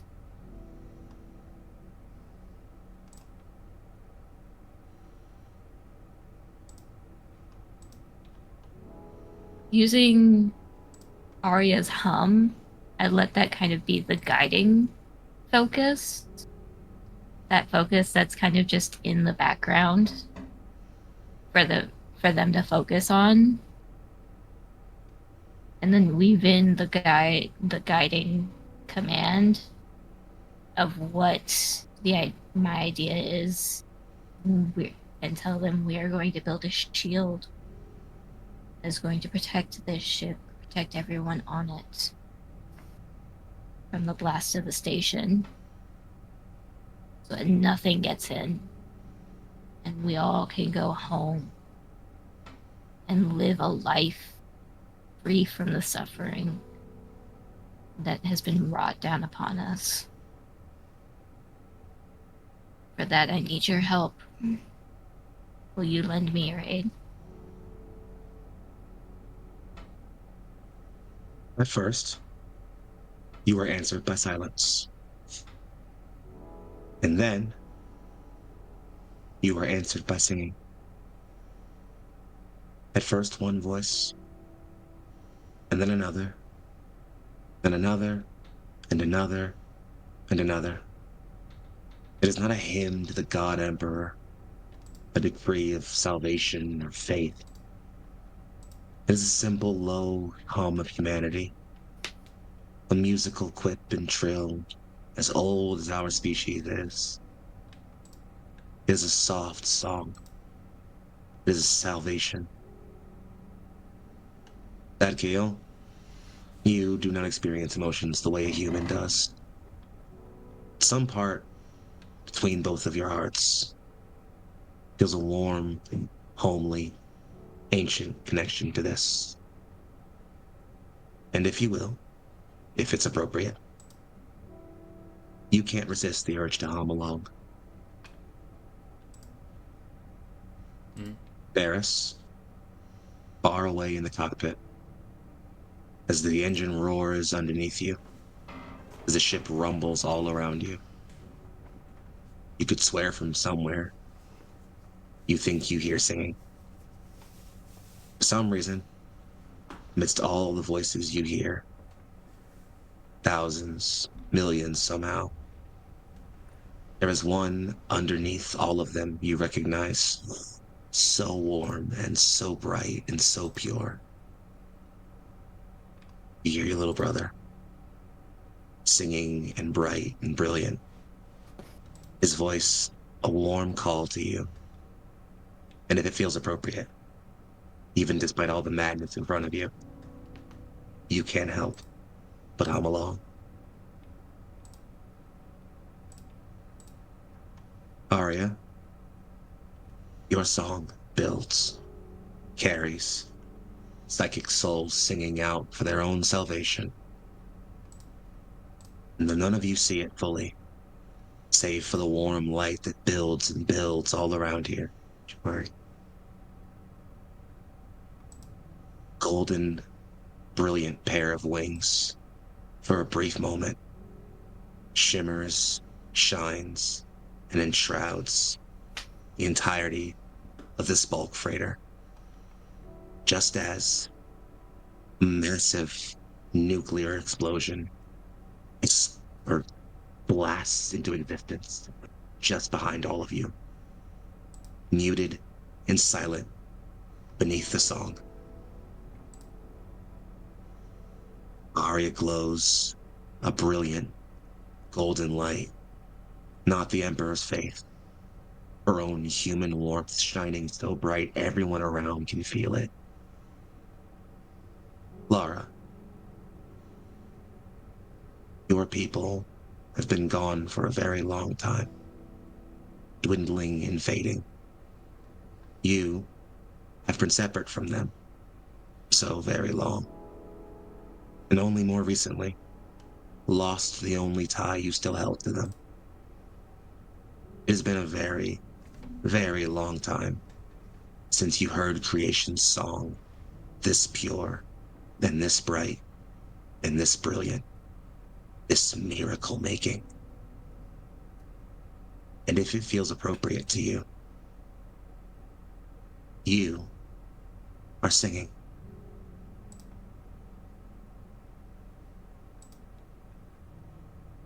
Psychically, but yes.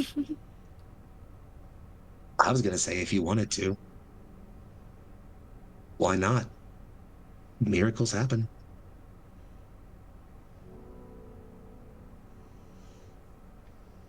You know what? Miracles do happen. Fuck it.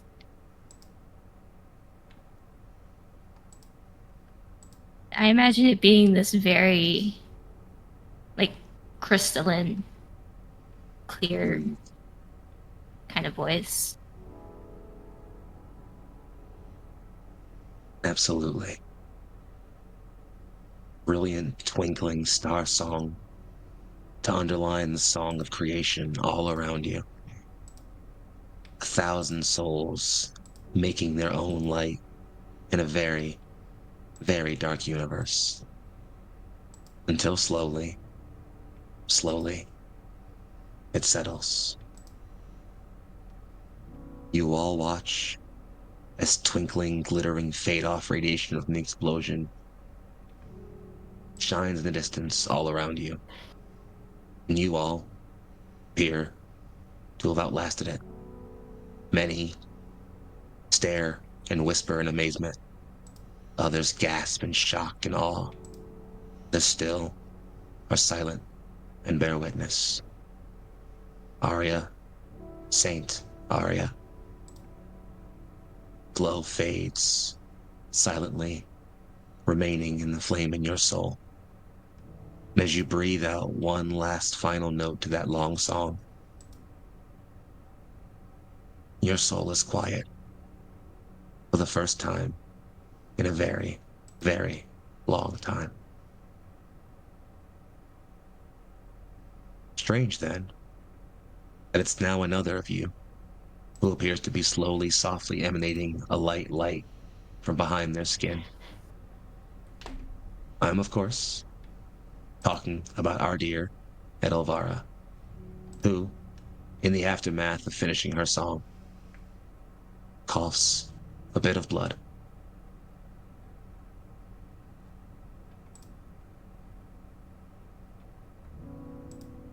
Barris, I assume you can make your way back from the bridge. You've all survived to this point.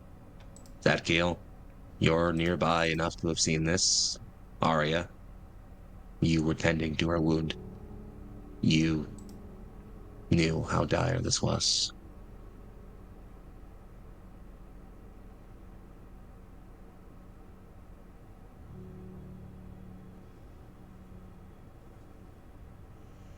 Hey.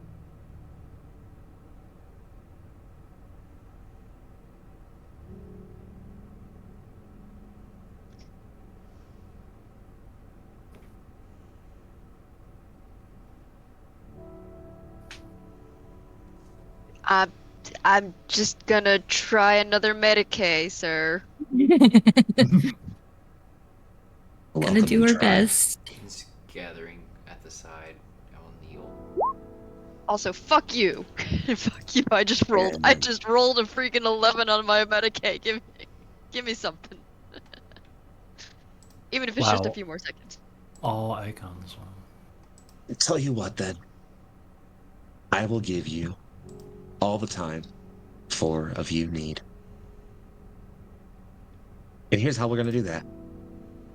If you would, in the order that I call you out, please tell me who you are, where you can be found on the internet, and whom I have had the personal and incredible honor of having beside me for this story. Start with God's favorite Marine, Zadkiel Delos. Zadkiel is going to have taken a knee there. And, hey everybody, I am Turk, or Turk Accented on the internet. And I have been Zadkiel Delos for this campaign. If you want to see more of me, I hang out here on Neon Lights Roleplay or over on Lost Caravan RPG, where you can find me Thursday nights for Adult Degree, most assuredly, but a lot of other places as well. So keep it locked on social media and follow the people you're seeing here, because I'm very fortunate to share a table with them quite often.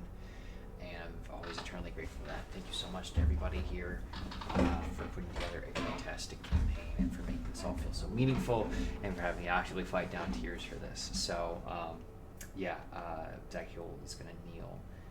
I'm going to hold you right there. We're going to go around the horn and we're going to come right back to the scene, okay? Don't you worry. Okay.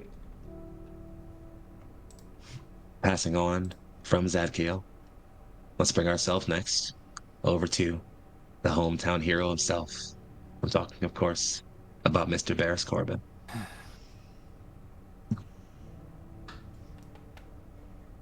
I guess I'll just start off with, hey, I've been Land the Dan, and if you want to find me, you can find me on Twitter, or the website formerly known as Twitter, at Land the Dan. 9 letters, no spaces. If you want to see more of me, I'm here once a month on Mondays for The World Within You. Our base boosted pastel shaded take on Voidheart Symphony, heavily inspired by the likes of The World Ends With You, Persona 5, and especially Jet Set Radio. If that sounds like your thing, come on by. Barris puts his hand on Aria's and just says, "Thank you." That's all I can think to say. Thank you, Aria.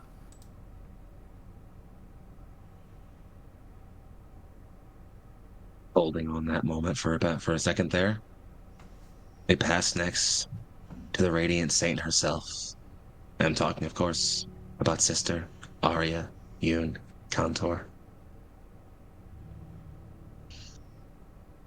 Hi, I'm Michelle. I played Aria Yun Contour, our sister Hospitale, who's doing her fucking best right now. Um, and you can find me here next week for our for coming back for a Blade's Will. We still have some slots open, so if folks want to come in, please sign up for it. Yeah. Also, fuck you, Lara. You have to stay here. I just thanked you. You're not allowed to freaking die on me, damn it. Okay, literally, I think Arya is like whispering these invectives, but very, yeah. Well, last but certainly not least, as I've already said at least once this stream, so you know I mean it, I've said it twice. We pass it on to a wayward soul, forlorn ally, and an unexpected friend. Of course, mean Edelvara Telone. Oh, I am Meg, and or Meg Mysteria. Yes, I played Edelvara Telene, colloquially known as Lara Talon. Yeah, I'm glowing, and I'm coughing up blood. There's this a situation. We don't know that I'm dying, other than I've been strictly told that I'm dying.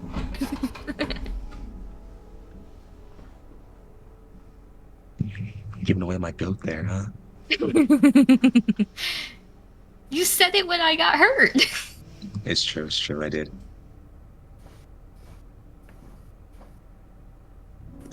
Anything else you want to shout out real quick? I don't have my schedule. I don't know what's coming up. Follow you on the internet because you do cool shit. I do. Meg Mysteria on all platforms. Find me. You better. You've been ordered to, or else. And I have a friends. gun. Or else. And my dearest friends, my comrades in internethood, my lovely neon lights darlings. I remain Foxy, aka Big Foxy, also known as your favorite Fox Philly's finest. I'm all over the internet at Young Foxy. It's YUNG underscore FOXX double I. If you can't find that, ignore the underscore. I have been the GM for this incredible, lovely story known as By Shadow Peace. With that said, it gives me nothing more than genuine glory and pleasure. Leave you in the hands of these four incredible role players as they say goodbye to one of their own. Darlings, for the last time, the scene is yours.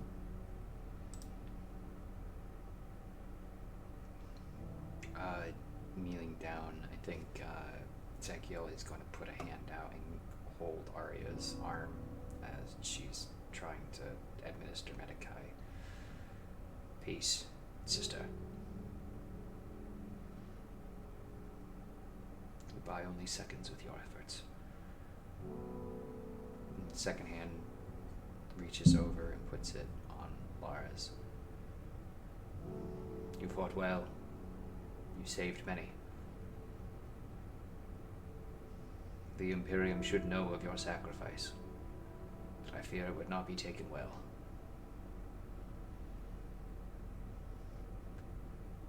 But I will remember.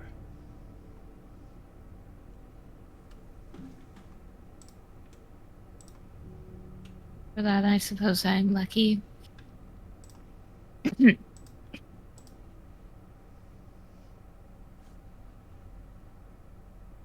Perhaps. My chapter is not known for their luck.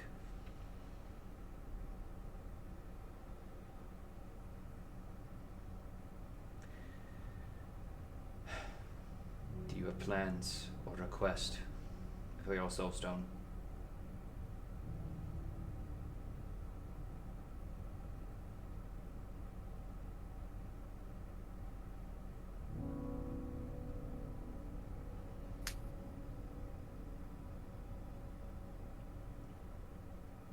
She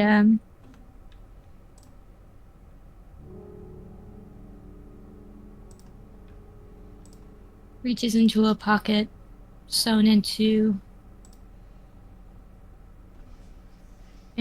a pocket at her breast and pulls out 2 soul stones. One that's gone quiet and dark. That was Belier's, and hers, which is now starting to spark up as a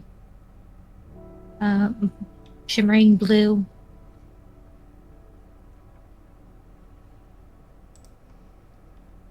And she says, I just asked that they be taken care of.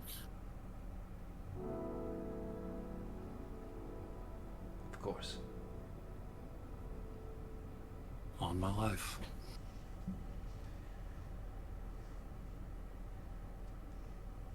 I look to the others and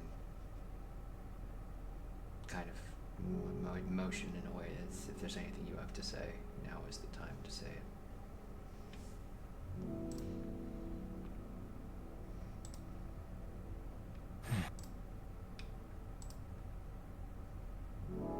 Damn, Lara. You're really putting me on the spot here. You know I'm not good at these. It's the best way to learn. All I do know is you pulled our asses out of the fire more times than I can count at this point. And for that, I'm never gonna forget you.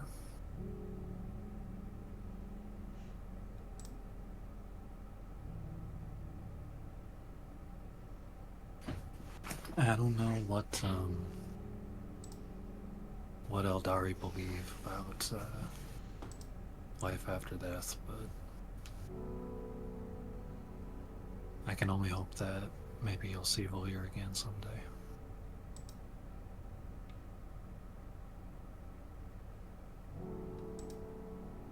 I hope that I'll be able to see him. And then he'll lecture me about seeing him too soon.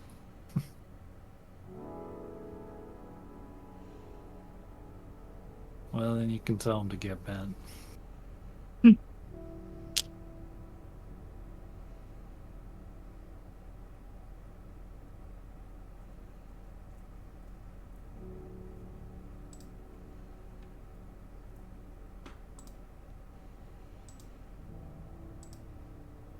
Wouldn't change anything I've done.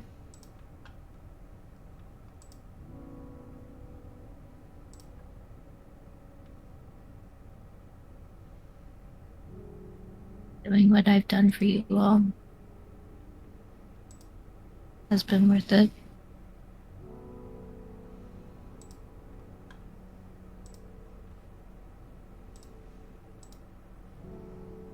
But there's still one more thing that I think I can do.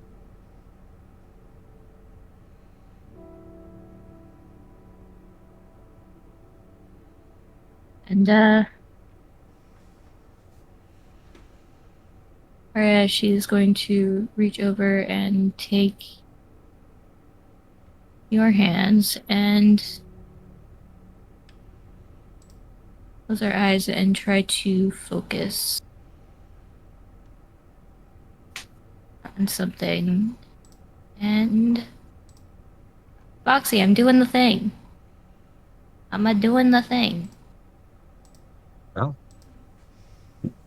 it takes much of what little effort you have left in you to pull. But you pull a sick blackness, already weakened by the radiance that is Aria's soul.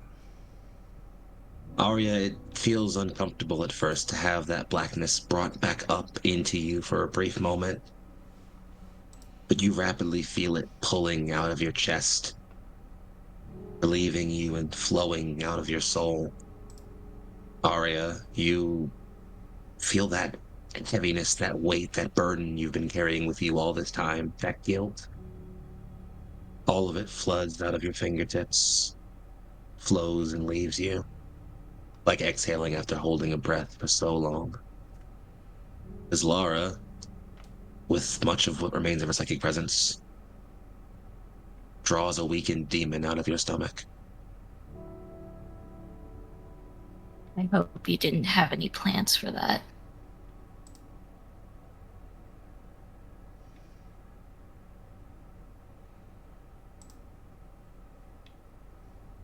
You're muted, babe. And I just said there were no miracles.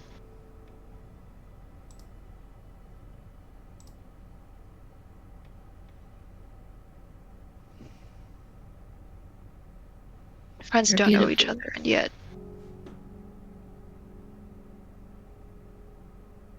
I owe you a debt deeper than anything I could ever repay.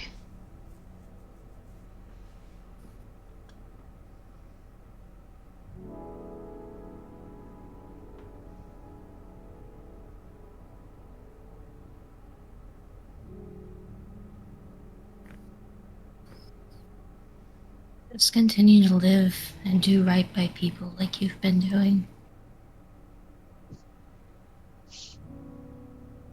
What name shall I be adding to the list of the people I remember?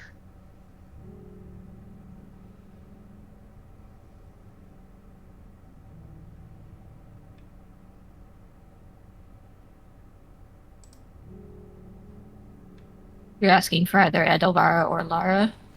Mm-hmm. Or both.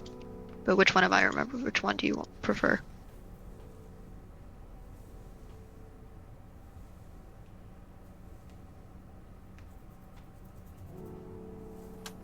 Which one do you like more?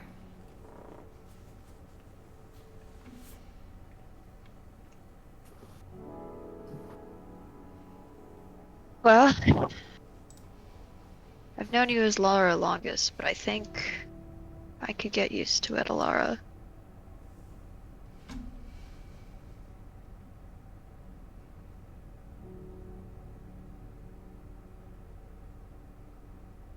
That's the name that saved me.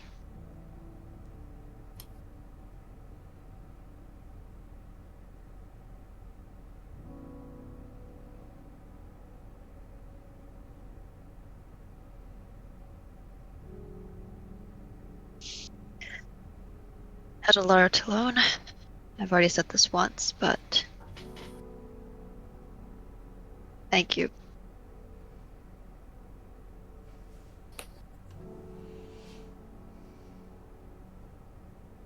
And I'll see you later.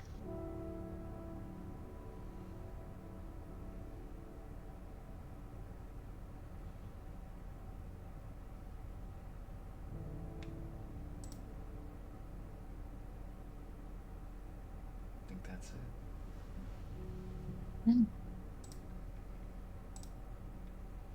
it.